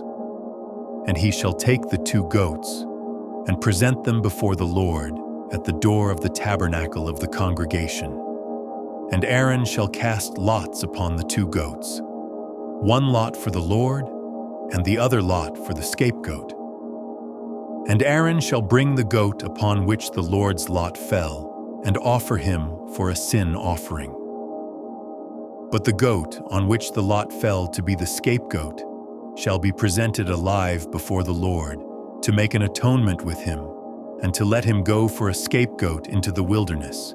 And Aaron shall bring the bullock of the sin offering, which is for himself, and shall make an atonement for himself and for his house, and shall kill the bullock of the sin offering which is for himself. And he shall take a censer full of burning coals of fire from off the altar before the Lord, and his hands full of sweet incense beaten small, and bring it within the veil. And he shall put the incense upon the fire before the Lord, that the cloud of the incense may cover the mercy seat that is upon the testimony, that he die not. And he shall take of the blood of the bullock, and sprinkle it with his finger upon the mercy seat eastward. And before the mercy seat shall he sprinkle of the blood with his finger 7 times. Then shall he kill the goat of the sin offering, that is for the people, and bring his blood within the veil, and do with that blood as he did with the blood of the bullock, and sprinkle it upon the mercy seat, and before the mercy seat. And he shall make an atonement for the holy place, because of the uncleanness of the children of Israel, and because of their transgressions in all their sins. And so shall he do for the tabernacle of the congregation, that remaineth among them in the midst of their uncleanness. And there shall be no man in the tabernacle of the congregation when he goeth in to make an atonement in the holy place, until he come out, and have made an atonement for himself, and for his household, and for all the congregation of Israel. And he shall go out unto the altar that is before the Lord, and make an atonement for it, and shall take of the blood of the bullock, and of the blood of the goat, and put it upon the horns of the altar round about. And he shall sprinkle of the blood upon it with his finger 7 times, and cleanse it, and hallow it from the uncleanness of the children of Israel. And when he hath made an end of reconciling the holy place, and the tabernacle of the congregation, and the altar, he shall bring the live goat. And Aaron shall lay both his hands upon the head of the live goat, and confess over him all the iniquities of the children of Israel, and all their transgressions in all their sins, putting them upon the head of the goat, and shall send him away by the hand of a fit man into the wilderness. And the goat shall bear upon him all their iniquities unto a land not inhabited. And he shall let go the goat in the wilderness. And Aaron shall come into the tabernacle of the congregation, and shall put off the linen garments, which he put on when he went into the holy place, and shall leave them there. And he shall wash his flesh with water in the holy place, and put on his garments, and come forth, and offer his burnt offering and the burnt offering of the people, and make an atonement for himself and for the people. And the fat of the sin offering shall he burn upon the altar. And he that let go the goat for the scapegoat shall wash his clothes, and bathe his flesh in water, and afterward come into the camp. And the bullock for the sin offering, and the goat for the sin offering, whose blood was brought in to make atonement in the holy place, shall one carry forth without the camp, and they shall burn in the fire their skins, and their flesh, and their dung. And he that burneth them shall wash his clothes, and bathe his flesh in water. And afterward he shall come into the camp. And this shall be a statute forever unto you, that in the 7th month, on the 10th day of the month, ye shall afflict your souls, and do no work at all, whether it be one of your own country, or a stranger that sojourneth among you. For on that day shall the priest make an atonement for you to cleanse you, that ye may be clean from all your sins before the Lord. It shall be a Sabbath of rest unto you, and ye shall afflict your souls by a statute forever. And the priest, whom he shall anoint, and whom he shall consecrate to minister in the priest's office in his father's stead, shall make the atonement, and shall put on the linen clothes, even the holy garments. And he shall make an atonement for the holy sanctuary, and he shall make an atonement for the tabernacle of the congregation, and for the altar, and he shall make an atonement for the priests, and for all the people of the congregation. And this shall be an everlasting statute unto you, to make an atonement for the children of Israel for all their sins once a year. And he did as the Lord commanded Moses. Leviticus chapter 17. And the Lord spake unto Moses, saying, Speak unto Aaron and unto his sons, and unto all the children of Israel, and say unto them, This is the thing which the Lord hath commanded, saying, What man soever there be of the house of Israel, that killeth an ox, or lamb, or goat in the camp, or that killeth it out of the camp, and bringeth it not unto the door of the tabernacle of the congregation, to offer an offering unto the Lord before the tabernacle of the Lord, blood shall be imputed unto that man. He hath shed blood, and that man shall be cut off from among his people, to the end that the children of Israel may bring their sacrifices, which they offer in the open field, even that they may bring them unto the Lord, unto the door of the tabernacle of the congregation, unto the priest, and offer them for peace offerings unto the Lord. And the priest shall sprinkle the blood upon the altar of the Lord, at the door of the tabernacle of the congregation, and burn the fat for a sweet savor unto the Lord. And they shall no more offer their sacrifices unto devils, after whom they have gone a-whoring. This shall be a statute forever unto them throughout their generations. And thou shalt say unto them, Whatsoever man there be of the house of Israel, or of the strangers which sojourn among you, that offereth a burnt offering or sacrifice, and bringeth it not unto the door of the tabernacle of the congregation, to offer it unto the Lord, even that man shall be cut off from among his people. And whatsoever man there be of the house of Israel, or of the strangers that sojourn among you, that eateth any manner of blood, I will even set my face against that soul that eateth blood, and will cut him off from among his people. For the life of the flesh is in the blood, and I have given it to you upon the altar to make an atonement for your souls. For it is the blood that maketh an atonement for the soul. Therefore I said unto the children of Israel, No soul of you shall eat blood, neither shall any stranger that sojourneth among you eat blood. And whatsoever man there be of the children of Israel, or of the strangers that sojourn among you, which hunteth and catcheth any beast or fowl that may be eaten, he shall even pour out the blood thereof, and cover it with dust. For it is the life of all flesh. The blood of it is for the life thereof.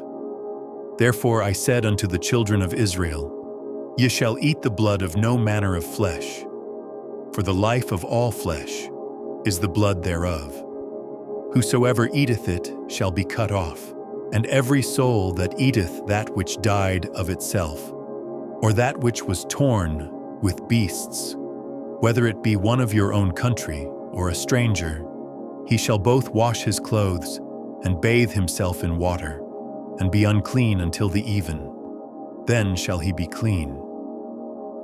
But if he wash them not, nor bathe his flesh, then he shall bear his iniquity. Leviticus chapter 18. And the Lord spake unto Moses, saying, Speak unto the children of Israel, and say unto them, I am the Lord your God. After the doings of the land of Egypt, wherein ye dwelt, shall ye not do. And after the doings of the land of Canaan, whither I bring you, shall ye not do. Neither shall ye walk in their ordinances. Ye shall do my judgments, and keep mine ordinances, to walk therein. I am the Lord your God. Ye shall therefore keep my statutes and my judgments, which if a man do, he shall live in them. I am the Lord. None of you shall approach to any that is near of kin to him, to uncover their nakedness. I am the Lord. The nakedness of thy father, or the nakedness of thy mother, shalt thou not uncover. She is thy mother. Thou shalt not uncover her nakedness. The nakedness of thy father's wife shalt thou not uncover. It is thy father's nakedness. The nakedness of thy sister, the daughter of thy father, or daughter of thy mother, whether she be born at home or born abroad, even their nakedness thou shalt not uncover. The nakedness of thy son's daughter, or of thy daughter's daughter, even their nakedness thou shalt not uncover, for theirs is thine own nakedness. The nakedness of thy father's wife's daughter, begotten of thy father, she is thy sister. Thou shalt not uncover her nakedness. Thou shalt not uncover the nakedness of thy father's sister. She is thy father's near kinswoman. Thou shalt not uncover the nakedness of thy mother's sister, for she is thy mother's near kinswoman. Thou shalt not uncover the nakedness of thy father's brother. Thou shalt not approach to his wife. She is thine aunt. Thou shalt not uncover the nakedness of thy daughter-in-law. She is thy son's wife. Thou shalt not uncover her nakedness. Thou shalt not uncover the nakedness of thy brother's wife. It is thy brother's nakedness. Thou shalt not uncover the nakedness of a woman and her daughter. Neither shalt thou take her son's daughter or her daughter's daughter, to uncover her nakedness. For they are her near kinswomen. It is wickedness. Neither shalt thou take a wife to her sister, to vex her, to uncover her nakedness, beside the other in her lifetime. Also thou shalt not approach unto a woman to uncover her nakedness, as long as she is put apart for her uncleanness. Moreover, thou shalt not lie carnally with thy neighbor's wife, to defile thyself with her. And thou shalt not let any of thy seed pass through the fire to Molech, neither shalt thou profane the name of thy God.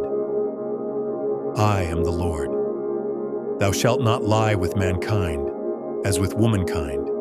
It is abomination. Neither shalt thou lie with any beast to defile thyself therewith. Neither shall any woman stand before a beast to lie down thereto. It is confusion. Defile not ye yourselves in any of these things. For in all these the nations are defiled which I cast out before you, and the land is defiled. Therefore I do visit the iniquity thereof upon it, and the land itself vomiteth out her inhabitants. Ye shall therefore keep my statutes and my judgments, and shall not commit any of these abominations, neither any of your own nation, nor any stranger that sojourneth among you. For all these abominations have the men of the land done, which were before you, and the land is defiled. That the land spew not you out also when ye defile it, as it spewed out the nations that were before you. For whosoever shall commit any of these abominations, even the souls that commit them, shall be cut off from among their people. Therefore shall ye keep mine ordinance, that ye commit not any one of these abominable customs, which were committed before you, and that ye defile not yourselves therein. I am the Lord your God. Leviticus chapter 19. And the Lord spake unto Moses, saying, Speak unto all the congregation of the children of Israel, and say unto them, Ye shall be holy, for I the Lord your God am holy. Ye shall fear every man his mother and his father, and keep my Sabbaths. I am the Lord your God. Turn ye not unto idols, nor make to yourselves molten gods.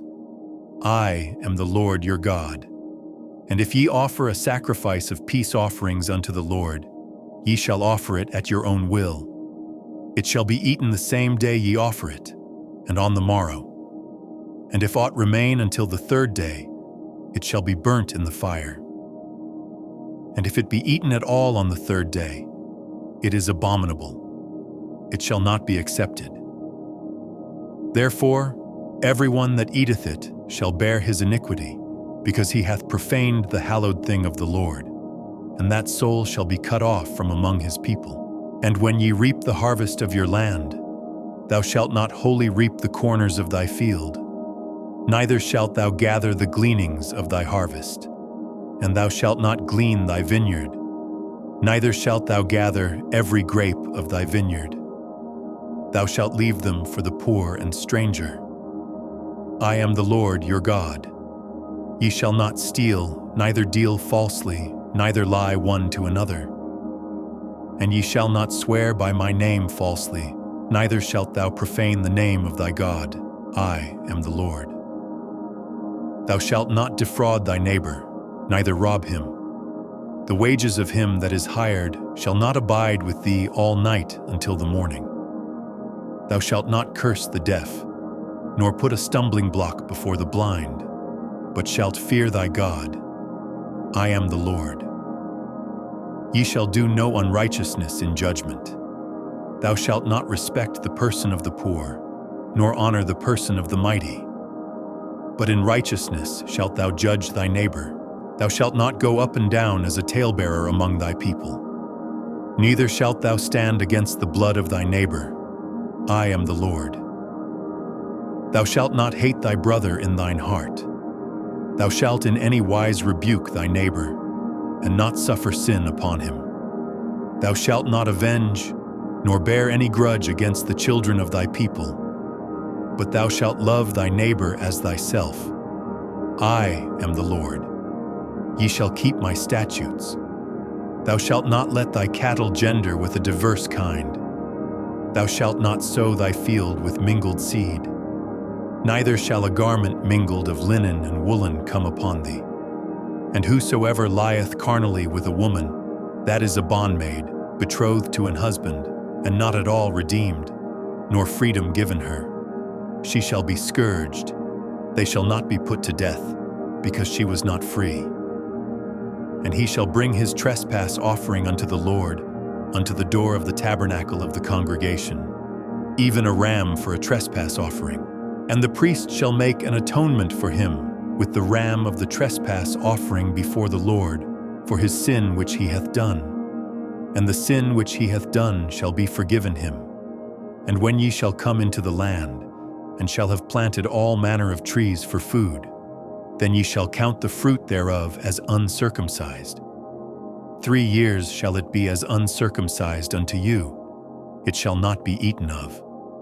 But in the 4th year all the fruit thereof shall be holy to praise the Lord withal. And in the 5th year shall ye eat of the fruit thereof, that it may yield unto you the increase thereof.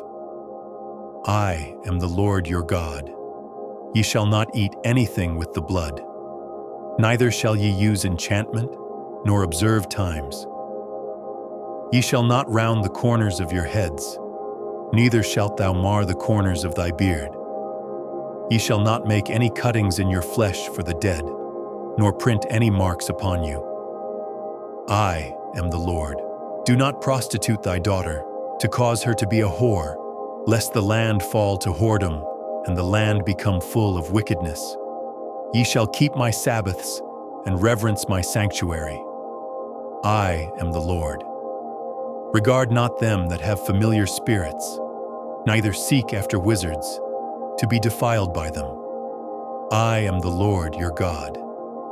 Thou shalt rise up before the hoary head, and honor the face of the old man, and fear thy God. I am the Lord. And if a stranger sojourn with thee in your land, ye shall not vex him.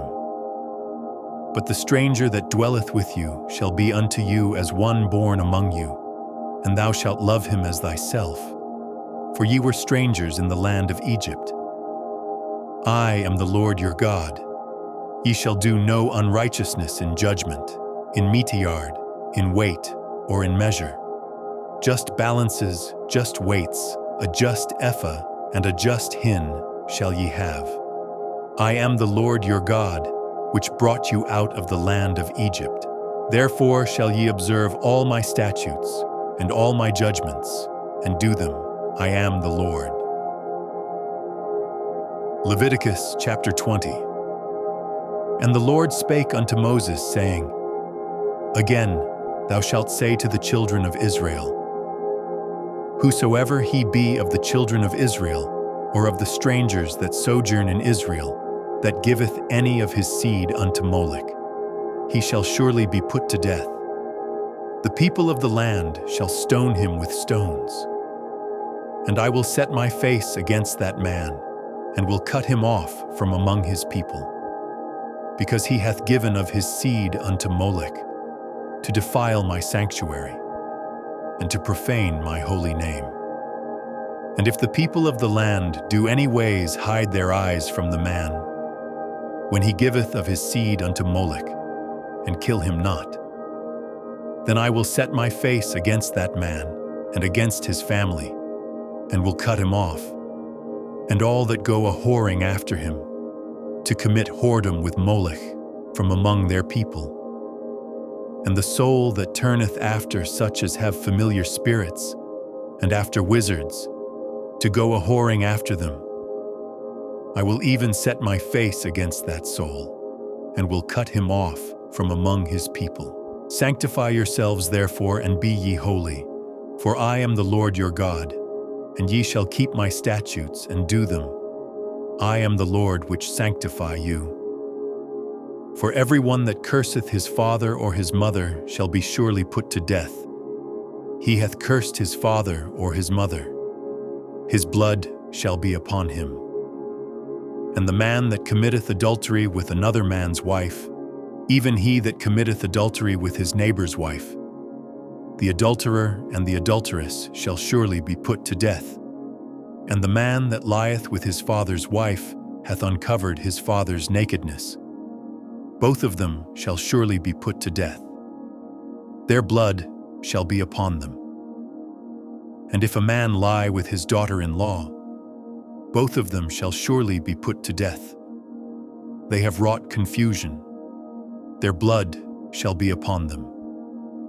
If a man also lie with mankind, as he lieth with a woman, both of them have committed an abomination.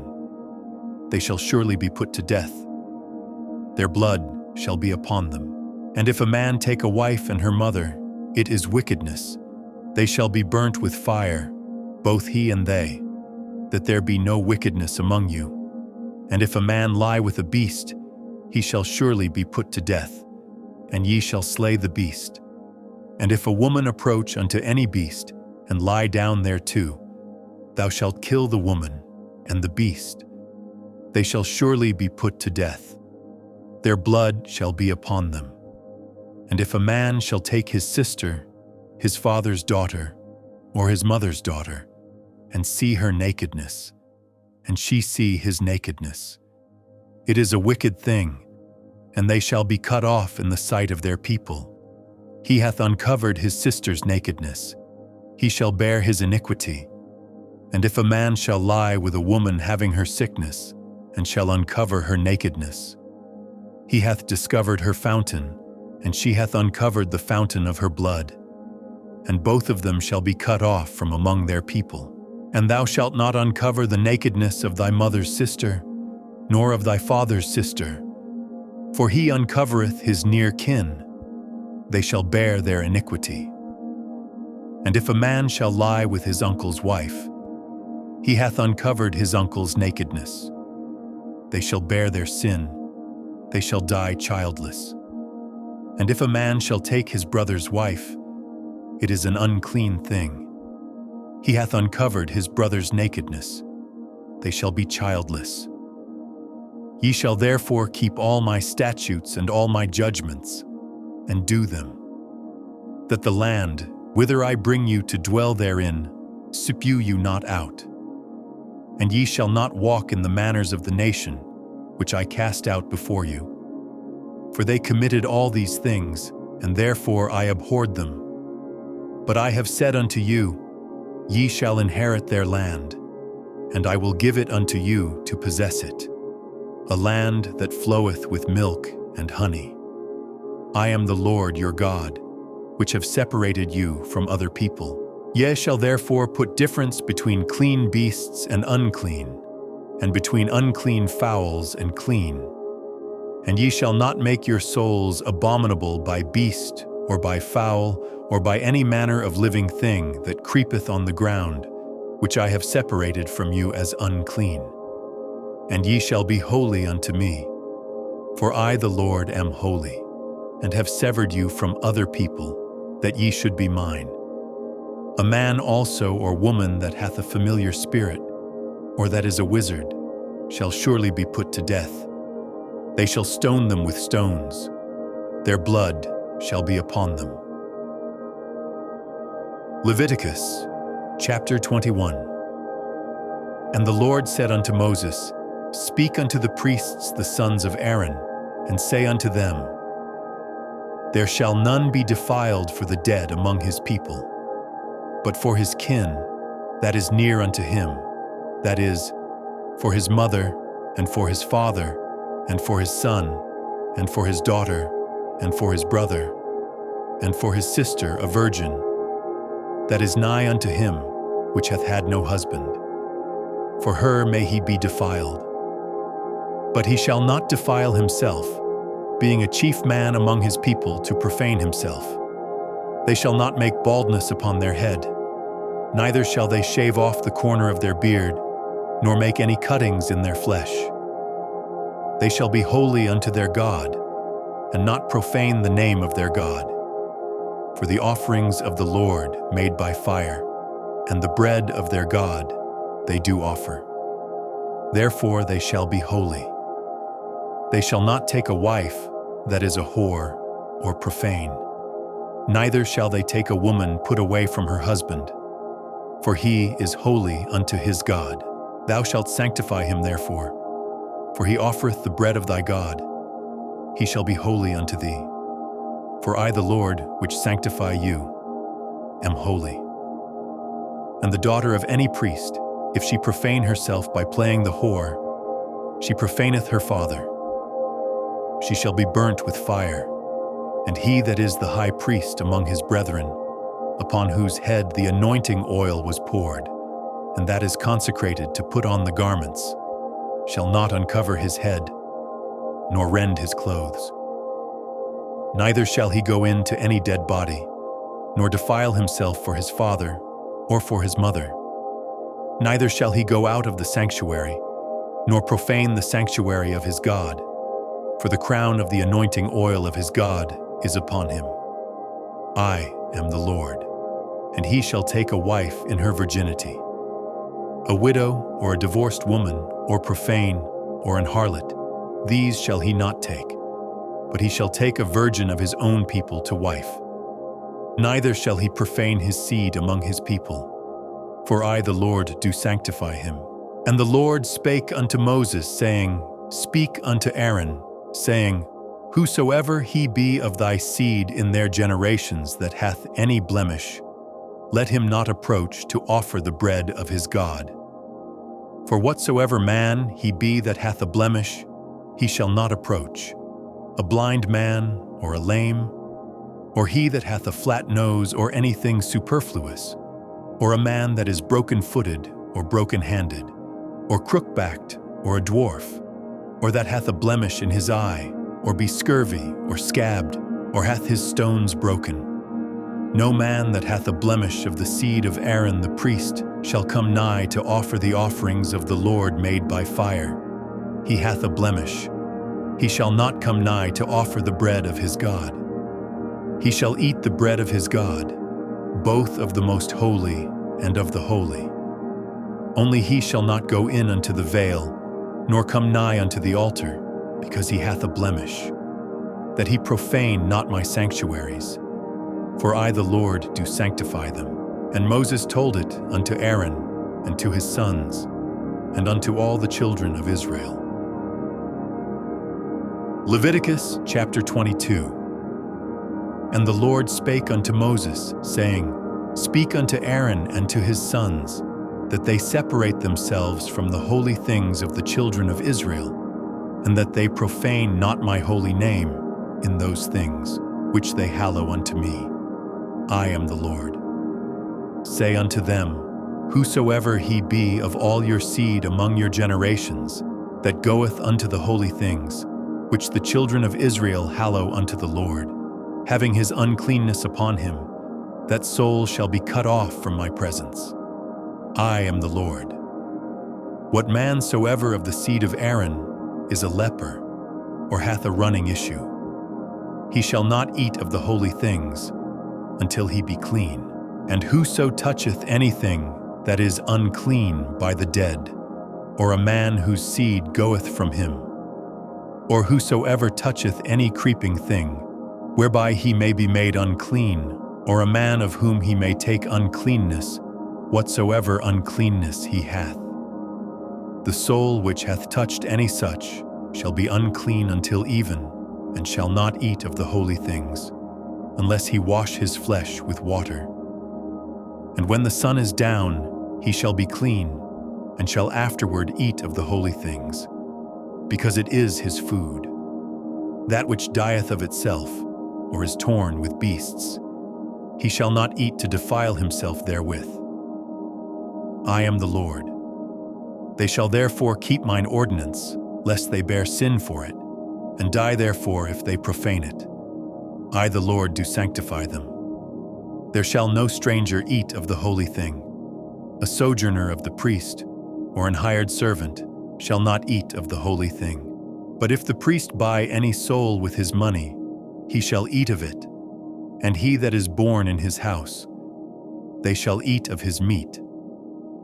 If the priest's daughter also be married unto a stranger, she may not eat of an offering of the holy things.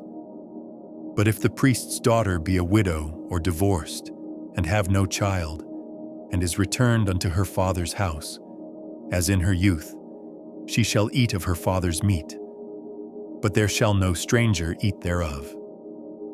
And if a man eat of the holy thing unwittingly, then he shall put the fifth part thereof unto it, and shall give it unto the priest with the holy thing. And they shall not profane the holy things of the children of Israel, which they offer unto the Lord, or suffer them to bear the iniquity of trespass, when they eat their holy things. For I, the Lord, do sanctify them. And the Lord spake unto Moses, saying, Speak unto Aaron, and to his sons, and unto all the children of Israel, and say unto them, Whatsoever he be of the house of Israel, or of the strangers in Israel, that will offer his oblation for all his vows, and for all his free will offerings, which they will offer unto the Lord for a burnt offering. Ye shall offer at your own will a male without blemish, of the beeves, of the sheep, or of the goats. But whatsoever hath a blemish, that shall ye not offer, for it shall not be acceptable for you. And whosoever offereth a sacrifice of peace offerings unto the Lord to accomplish his vow, or a freewill offering in beeves or sheep, it shall be perfect to be accepted. There shall be no blemish therein. Blind, or broken, or maimed, or having a wen, or scurvy, or scabbed, ye shall not offer these unto the Lord, nor make an offering by fire of them upon the altar unto the Lord. Either a bullock or a lamb that hath anything superfluous or lacking in his parts, that mayest thou offer for a freewill offering. But for a vow it shall not be accepted. Ye shall not offer unto the Lord that which is bruised, or crushed, or broken, or cut. Neither shall ye make any offering thereof in your land. Neither from a stranger's hand shall ye offer the bread of your God of any of these, because their corruption is in them, and blemishes be in them. They shall not be accepted for you. And the Lord spake unto Moses, saying, When a bullock, or a sheep, or a goat is brought forth, then it shall be 7 days under the dam, and from the 8th day and thenceforth it shall be accepted, for an offering made by fire unto the Lord. And whether it be cow or ewe, ye shall not kill it and her young both in one day. And when ye will offer a sacrifice of thanksgiving unto the Lord, offer it at your own will. On the same day it shall be eaten up. Ye shall leave none of it until the morrow. I am the Lord. Therefore shall ye keep my commandments, and do them. I am the Lord. Neither shall ye profane my holy name, but I will be hallowed among the children of Israel. I am the Lord which hallow you, that brought you out of the land of Egypt, to be your God. I am the Lord. Leviticus chapter 23. And the Lord spake unto Moses, saying, Speak unto the children of Israel, and say unto them, concerning the feasts of the Lord, which ye shall proclaim to be holy convocations, even these are my feasts. 6 days shall work be done, but the 7th day is the Sabbath of rest, an holy convocation. Ye shall do no work therein. It is the Sabbath of the Lord in all your dwellings. These are the feasts of the Lord, even holy convocations, which ye shall proclaim in their seasons. In the 14th day of the first month at even is the Lord's Passover, and on the 15th day of the same month is the feast of unleavened bread unto the Lord. 7 days ye must eat unleavened bread. In the first day ye shall have an holy convocation. Ye shall do no servile work therein. But ye shall offer an offering made by fire unto the Lord 7 days. In the 7th day is an holy convocation. Ye shall do no servile work therein. And the Lord spake unto Moses, saying, Speak unto the children of Israel, and say unto them, When ye be come into the land which I give unto you, and shall reap the harvest thereof, then ye shall bring a sheaf of the first fruits of your harvest unto the priest, and he shall wave the sheaf before the Lord, to be accepted for you. On the morrow after the Sabbath the priest shall wave it, and ye shall offer that day, when ye wave the sheaf and he lamb without blemish of the first year, for a burnt offering unto the Lord. And the meat offering thereof shall be 2/10 deals of fine flour mingled with oil, an offering made by fire unto the Lord, for a sweet savor. And the drink offering thereof shall be of wine, the 4th part of an hin. And ye shall eat neither bread, nor parched corn, nor green ears, until the selfsame day that ye have brought an offering unto your God. It shall be a statute forever throughout your generations in all your dwellings, and ye shall count unto you from the morrow after the Sabbath, from the day that ye brought the sheaf of the wave offering. 7 Sabbaths shall be complete. Even unto the morrow after the 7th Sabbath shall ye number 50 days, and ye shall offer a new meat offering unto the Lord. Ye shall bring out of your habitations 2 wave loaves of 2/10 deals. They shall be of fine flour. They shall be baken with leaven. They are the first fruits unto the Lord. And ye shall offer with the bread 7 lambs without blemish of the first year, and 1 young bullock, and 2 rams. They shall be for a burnt offering unto the Lord, with their meat offering and their drink offerings, even an offering made by fire, of sweet savor unto the Lord.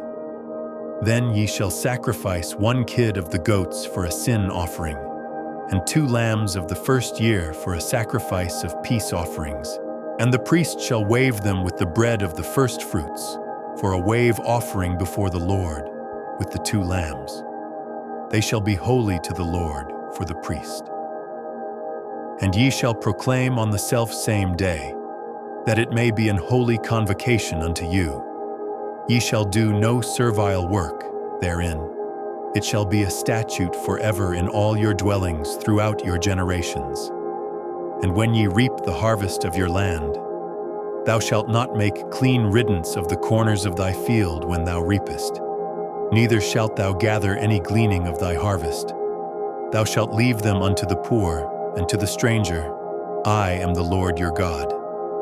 And the Lord spake unto Moses, saying, Speak unto the children of Israel, saying, In the 7th month, in the first day of the month, shall ye have a Sabbath, a memorial of blowing of trumpets, and holy convocation. Ye shall do no servile work therein, but ye shall offer an offering made by fire unto the Lord. And the Lord spake unto Moses, saying, Also on the 10th day of this 7th month there shall be a day of atonement. It shall be an holy convocation unto you, and ye shall afflict your souls, and offer an offering made by fire unto the Lord. And ye shall do no work in that same day, for it is a day of atonement, to make an atonement for you before the Lord your God. For whatsoever soul it be that shall not be afflicted in that same day, he shall be cut off from among his people. And whatsoever soul it be that doeth any work in that same day, the same soul will I destroy from among his people. Ye shall do no manner of work. It shall be a statute forever throughout your generations in all your dwellings. It shall be unto you a Sabbath of rest, and ye shall afflict your souls. In the 9th day of the month at even, from even unto even, shall ye celebrate your Sabbath. And the Lord spake unto Moses, saying, Speak unto the children of Israel, saying, The 15th day of this 7th month shall be the Feast of Tabernacles, for 7 days unto the Lord. On the first day shall be an holy convocation. Ye shall do no servile work therein. 7 days ye shall offer an offering made by fire unto the Lord. On the 8th day shall be an holy convocation unto you, and ye shall offer an offering made by fire unto the Lord. It is a solemn assembly, and ye shall do no servile work therein. These are the feasts of the Lord, which ye shall proclaim to be holy convocations, to offer an offering made by fire unto the Lord, a burnt offering and a meat offering, a sacrifice and drink offerings, everything upon his day, beside the Sabbaths of the Lord, and beside your gifts, and beside all your vows, and beside all your free will offerings, which ye give unto the Lord. Also in the 15th day of the 7th month, when ye have gathered in the fruit of the land, ye shall keep a feast unto the Lord 7 days. On the 1st day shall be a Sabbath, and on the 8th day shall be a Sabbath. And ye shall take you on the 1st day the boughs of goodly trees, branches of palm trees, and the boughs of thick trees, and willows of the brook, and ye shall rejoice before the Lord your God 7 days. And ye shall keep it a feast unto the Lord 7 days in the year. It shall be a statute forever in your generations. Ye shall celebrate it in the 7th month. Ye shall dwell in booths 7 days. All that are Israelites born shall dwell in booths, that your generations may know that I made the children of Israel to dwell in booths when I brought them out of the land of Egypt. I am the Lord your God. And Moses declared unto the children of Israel the feasts of the Lord.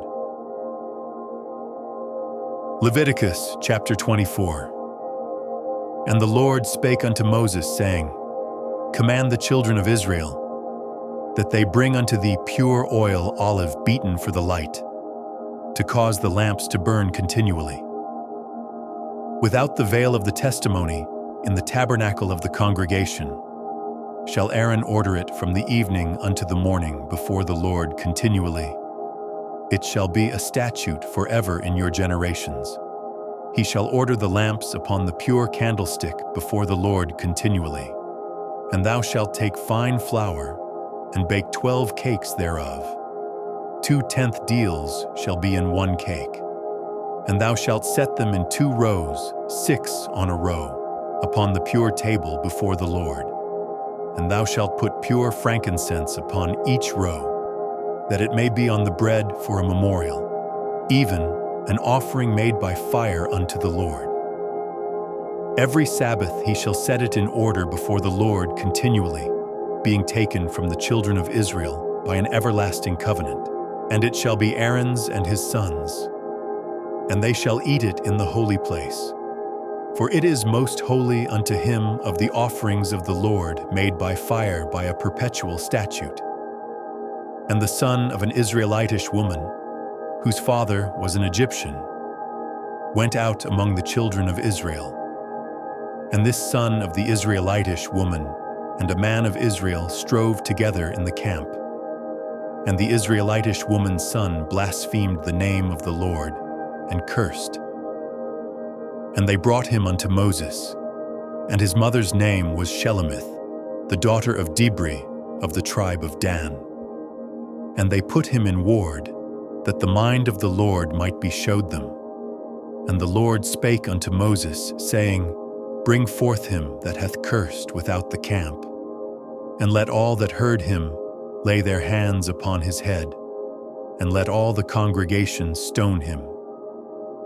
And thou shalt speak unto the children of Israel, saying, Whosoever curseth his God shall bear his sin, and he that blasphemeth the name of the Lord, he shall surely be put to death, and all the congregation shall certainly stone him, as well the stranger as he that is born in the land, when he blasphemeth the name of the Lord, shall be put to death.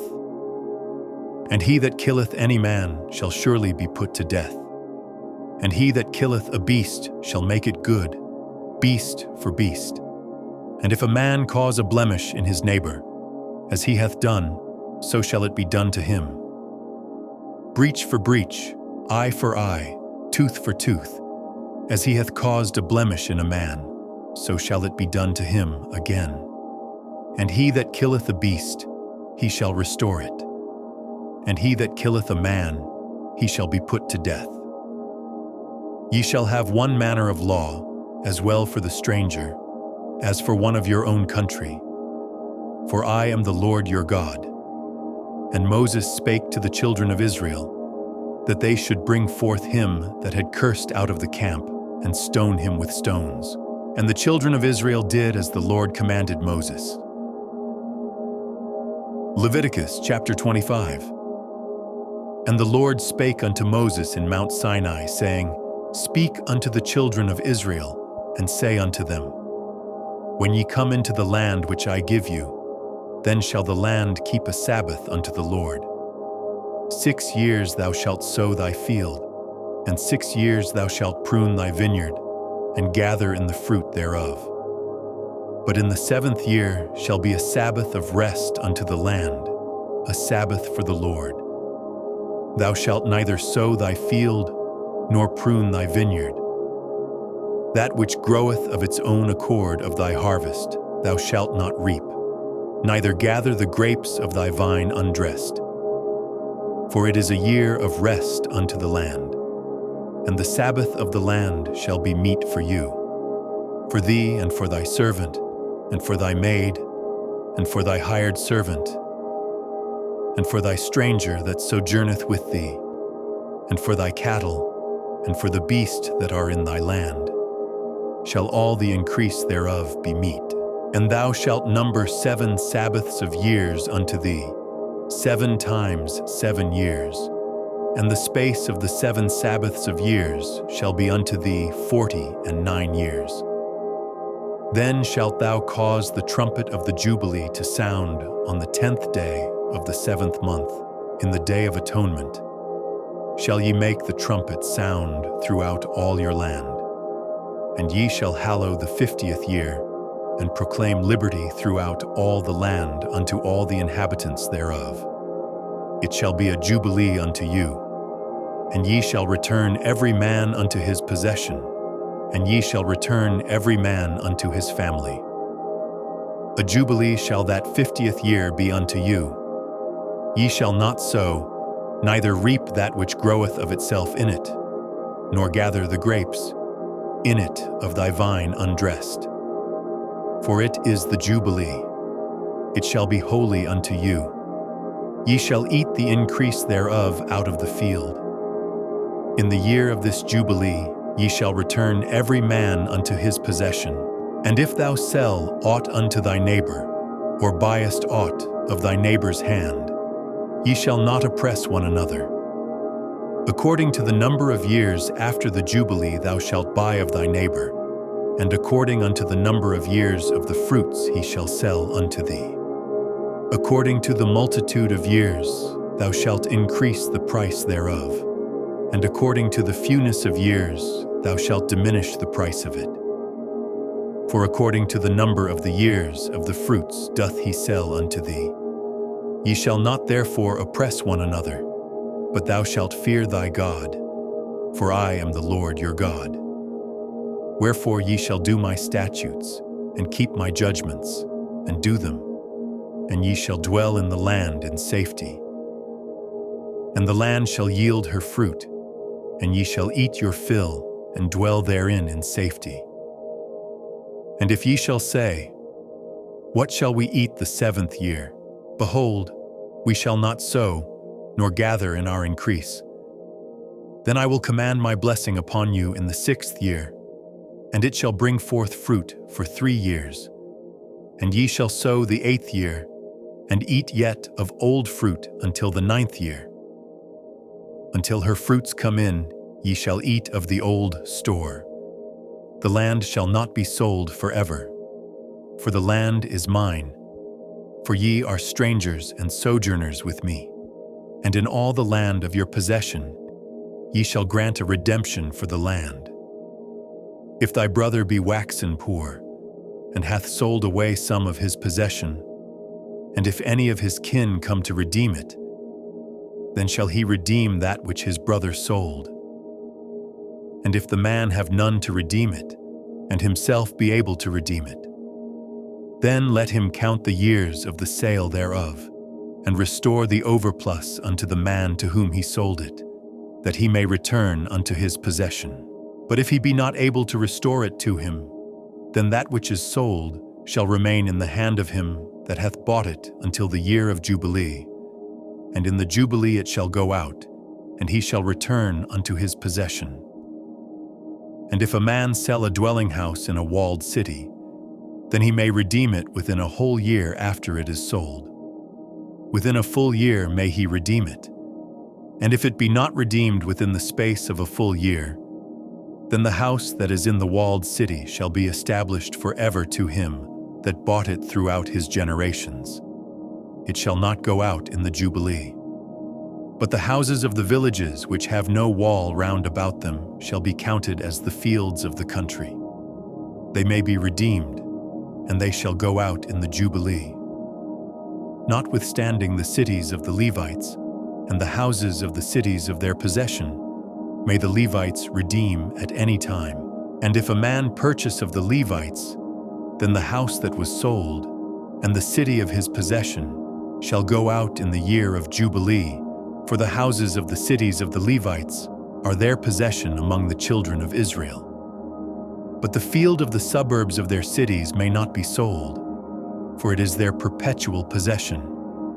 And if thy brother be waxen poor, and fallen in decay with thee, then thou shalt relieve him. Yea, though he be a stranger or a sojourner, that he may live with thee. Take thou no usury of him, or increase, but fear thy God, that thy brother may live with thee. Thou shalt not give him thy money upon usury, nor lend him thy victuals for increase. I am the Lord your God, which brought you forth out of the land of Egypt, to give you the land of Canaan, and to be your God. And if thy brother that dwelleth by thee be waxen poor, and be sold unto thee, thou shalt not compel him to serve as a bondservant, but as an hired servant, and as a sojourner, he shall be with thee, and shall serve thee unto the year of Jubilee, and then shall he depart from thee, both he and his children with him, and shall return unto his own family, and unto the possession of his fathers shall he return. For they are my servants, which I brought forth out of the land of Egypt. They shall not be sold as bondmen. Thou shalt not rule over him with rigor, but shalt fear thy God. Both thy bondmen and thy bondmaids, which thou shalt have, shall be of the heathen that are round about you. Of them shall ye buy bondmen and bondmaids. Moreover, of the children of the strangers that do sojourn among you, of them shall ye buy, and of their families that are with you, which they begat in your land. And they shall be your possession, and ye shall take them as an inheritance for your children after you, to inherit them for a possession. They shall be your bondmen forever. But over your brethren the children of Israel, ye shall not rule one over another with rigor. And if a sojourner or stranger wax rich by thee, and thy brother that dwelleth by him wax poor, and sell himself unto the stranger, or sojourner by thee, or to the stock of the stranger's family, after that he is sold, he may be redeemed again. One of his brethren may redeem him. Either his uncle or his uncle's son may redeem him, or any that is nigh of kin unto him of his family may redeem him. Or if he be able, he may redeem himself, and he shall reckon with him that bought him from the year that he was sold to him unto the year of Jubilee. And the price of his sale shall be according unto the number of years, according to the time of an hired servant shall it be with him. If there be yet many years behind, according unto them he shall give again the price of his redemption out of the money that he was bought for. And if there remain but few years unto the year of Jubilee, then he shall count with him, and according unto his years shall he give him again the price of his redemption.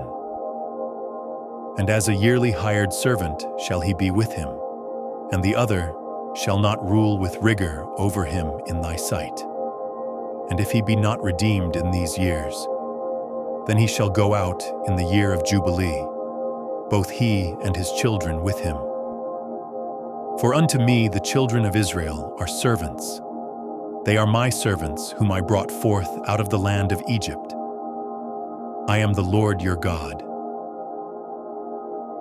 Leviticus chapter 26.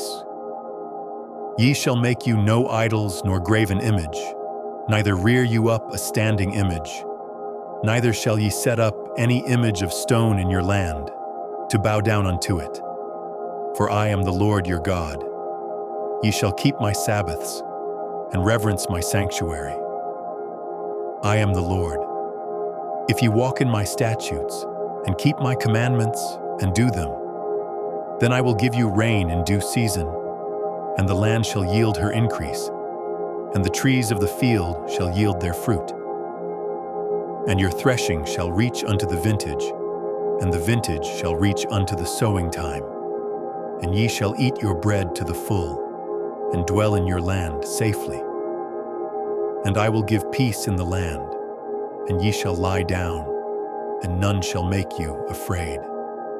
And I will rid evil beasts out of the land, neither shall the sword go through your land. And ye shall chase your enemies, and they shall fall before you by the sword. And 5 of you shall chase 100, and 100 of you shall put 10,000 to flight. And your enemies shall fall before you by the sword. For I will have respect unto you, and make you fruitful, and multiply you, and establish my covenant with you. And ye shall eat old store, and bring forth the old because of the new. And I will set my tabernacle among you, and my soul shall not abhor you. And I will walk among you, and will be your God, and ye shall be my people. I am the Lord your God, which brought you forth out of the land of Egypt, that ye should not be their bondmen. And I have broken the bands of your yoke, and made you go upright.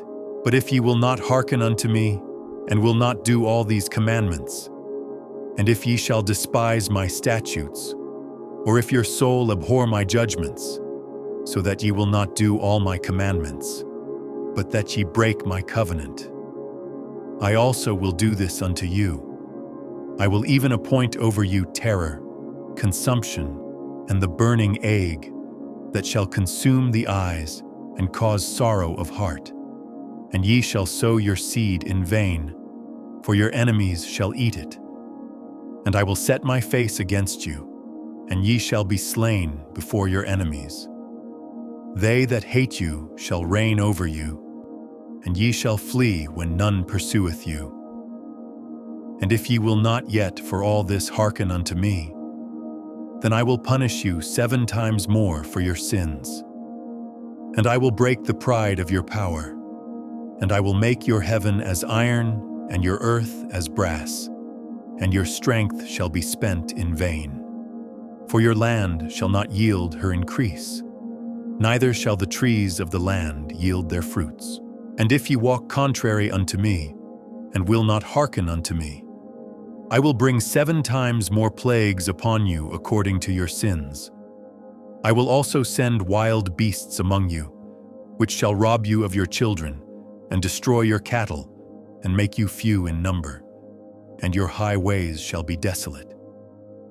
And if ye will not be reformed by me by these things, but will walk contrary unto me, then will I also walk contrary unto you, and will punish you yet 7 times for your sins.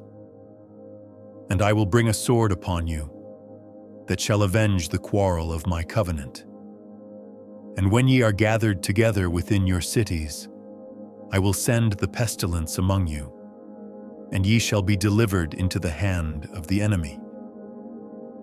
And when I have broken the staff of your bread, 10 women shall bake your bread in one oven, and they shall deliver you your bread again by weight, and ye shall eat, and not be satisfied. And if ye will not for all this hearken unto me, but walk contrary unto me, then I will walk contrary unto you also in fury, and I, even I, will chastise you 7 times for your sins. And ye shall eat the flesh of your sons, and the flesh of your daughters shall ye eat. And I will destroy your high places, and cut down your images, and cast your carcasses upon the carcasses of your idols, and my soul shall abhor you. And I will make your cities waste, and bring your sanctuaries unto desolation. and I will not smell the savor of your sweet odors, and I will bring the land into desolation. And your enemies which dwell therein shall be astonished at it. And I will scatter you among the heathen, and will draw out a sword after you, and your land shall be desolate, and your cities waste. Then shall the land enjoy her Sabbaths, as long as it lieth desolate, and ye be in your enemy's land. Even then shall the land rest, and enjoy her Sabbaths. As long as it lieth desolate, it shall rest, because it did not rest in your Sabbaths when ye dwelt upon it. And upon them that are left alive of you I will send a faintness into their hearts in the lands of their enemies, and the sound of a shaken leaf shall chase them, and they shall flee, as fleeing from a sword. And they shall fall when none pursueth. And they shall fall one upon another, as it were before a sword, when none pursueth. And ye shall have no power to stand before your enemies. And ye shall perish among the heathen, and the land of your enemies shall eat you up. And they that are left of you shall pine away in their iniquity in your enemies' lands, and also in the iniquities of their fathers shall they pine away with them, if they shall confess their iniquity, and the iniquity of their fathers, with their trespass which they trespassed against me, and that also they have walked contrary unto me, and that I also have walked contrary unto them, and have brought them into the land of their enemies. If then their uncircumcised hearts be humbled, and they then accept of the punishment of their iniquity, then will I remember my covenant with Jacob, and also my covenant with Isaac, and also my covenant with Abraham will I remember, and I will remember the land. The land also shall be left of them, and shall enjoy her Sabbaths, while she lieth desolate without them, and they shall accept of the punishment of their iniquity, because they despised my judgments, and because their soul abhorred my statutes. And yet for all that, when they be in the land of their enemies, I will not cast them away, neither will I abhor them, to destroy them utterly, and to break my covenant with them. For I am the Lord their God. But I will for their sakes remember the covenant of their ancestors, whom I brought forth out of the land of Egypt in the sight of the heathen, that I might be their God. I am the Lord. These are the statutes and judgments and laws which the Lord made between him and the children of Israel in Mount Sinai by the hand of Moses. Leviticus chapter 27. And the Lord spake unto Moses, saying, Speak unto the children of Israel, and say unto them, When a man shall make a singular vow, the persons shall be for the Lord by thy estimation, and thy estimation shall be of the male from 20 years old, even unto 60 years old. Even thy estimation shall be 50 shekels of silver, after the shekel of the sanctuary. And if it be a female, then thy estimation shall be 30 shekels.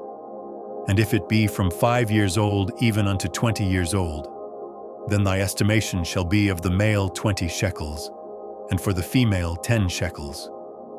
And if it be from a month old even unto 5 years old, then thy estimation shall be of the male 5 shekels of silver, and for the female thy estimation shall be 3 shekels of silver. And if it be from 60 years old and above, if it be a male, then thy estimation shall be 15 shekels, and for the female 10 shekels. But if he be poorer than thy estimation, then he shall present himself before the priest, and the priest shall value him. According to his ability that vowed shall the priest value him. And if it be a beast, whereof men bring an offering unto the Lord, all that any man giveth of such unto the Lord shall be holy. He shall not alter it, nor change it, a good for a bad, or a bad for a good. And if he shall at all change beast for beast, then it and the exchange thereof shall be holy. And if it be any unclean beast, of which they do not offer a sacrifice unto the Lord, Then he shall present the beast before the priest, and the priest shall value it, whether it be good or bad. As thou valuest it, who art the priest, so shall it be. But if he will at all redeem it, then he shall add a fifth part thereof unto thy estimation. And when a man shall sanctify his house to be holy unto the Lord, then the priest shall estimate it, whether it be good or bad. As the priest shall estimate it, so shall it stand. And if he that sanctified it will redeem his house, then he shall add the fifth part of the money of thy estimation unto it, and it shall be his. And if a man shall sanctify unto the Lord some part of a field of his possession, then thy estimation shall be according to the seed thereof. An homer of barley seed shall be valued at 50 shekels of silver. If he sanctify his field from the year of Jubilee, according to thy estimation, it shall stand. But if he sanctify his field after the Jubilee, then the priest shall reckon unto him the money according to the years that remain, even unto the year of the Jubilee, and it shall be abated from thy estimation. And if he that sanctified the field will in any wise redeem it, then he shall add the fifth part of the money of thy estimation unto it, and it shall be assured to him. And if he will not redeem the field, or if he have sold the field to another man, it shall not be redeemed any more. But the field, when it goeth out in the Jubilee, shall be holy unto the Lord, as a field devoted. The possession thereof shall be the priest's. And if a man sanctify unto the Lord a field which he hath bought, which is not of the fields of his possession, then the priest shall reckon unto him the worth of thy estimation, even unto the year of the Jubilee, and he shall give thine estimation in that day, as a holy thing unto the Lord. In the year of the Jubilee, the field shall return unto him of whom it was bought, even to him to whom the possession of the land did belong. And all thy estimations shall be according to the shekel of the sanctuary. 20 gerahs shall be the shekel. Only the firstling of the beasts, which should be the Lord's firstling, no man shall sanctify it. Whether it be ox or sheep, it is the Lord's. And if it be of an unclean beast, then he shall redeem it according to thine estimation, and shall add a fifth part of it thereto. Or if it be not redeemed, then it shall be sold according to thy estimation. Notwithstanding no devoted thing, that a man shall devote unto the Lord of all that he hath, both of man and beast, and of the field of his possession, shall be sold or redeemed. Every devoted thing is most holy unto the Lord. None devoted, which shall be devoted of men, shall be redeemed, but shall surely be put to death. And all the tithe of the land, whether of the seed of the land, or of the fruit of the tree, is the Lord's. It is holy unto the Lord. And if a man will at all redeem aught of his tithes, he shall add thereto the fifth part thereof. And concerning the tithe of the herd, or of the flock, even of whatsoever passeth under the rod, the 10th shall be holy unto the Lord. He shall not search whether it be good or bad, neither shall he change it. And if he change it at all, then both it and the change thereof shall be holy. It shall not be redeemed. These are the commandments which the Lord commanded Moses for the children of Israel in Mount Sinai. Thank you for listening to the book of Leviticus with Bedtime Bible. We hope these timeless words have brought you comfort and peace. May the stories you've heard tonight stay with you and guide your dreams. For more audiobooks from the Bible, visit us again soon. Until then, rest well and God bless.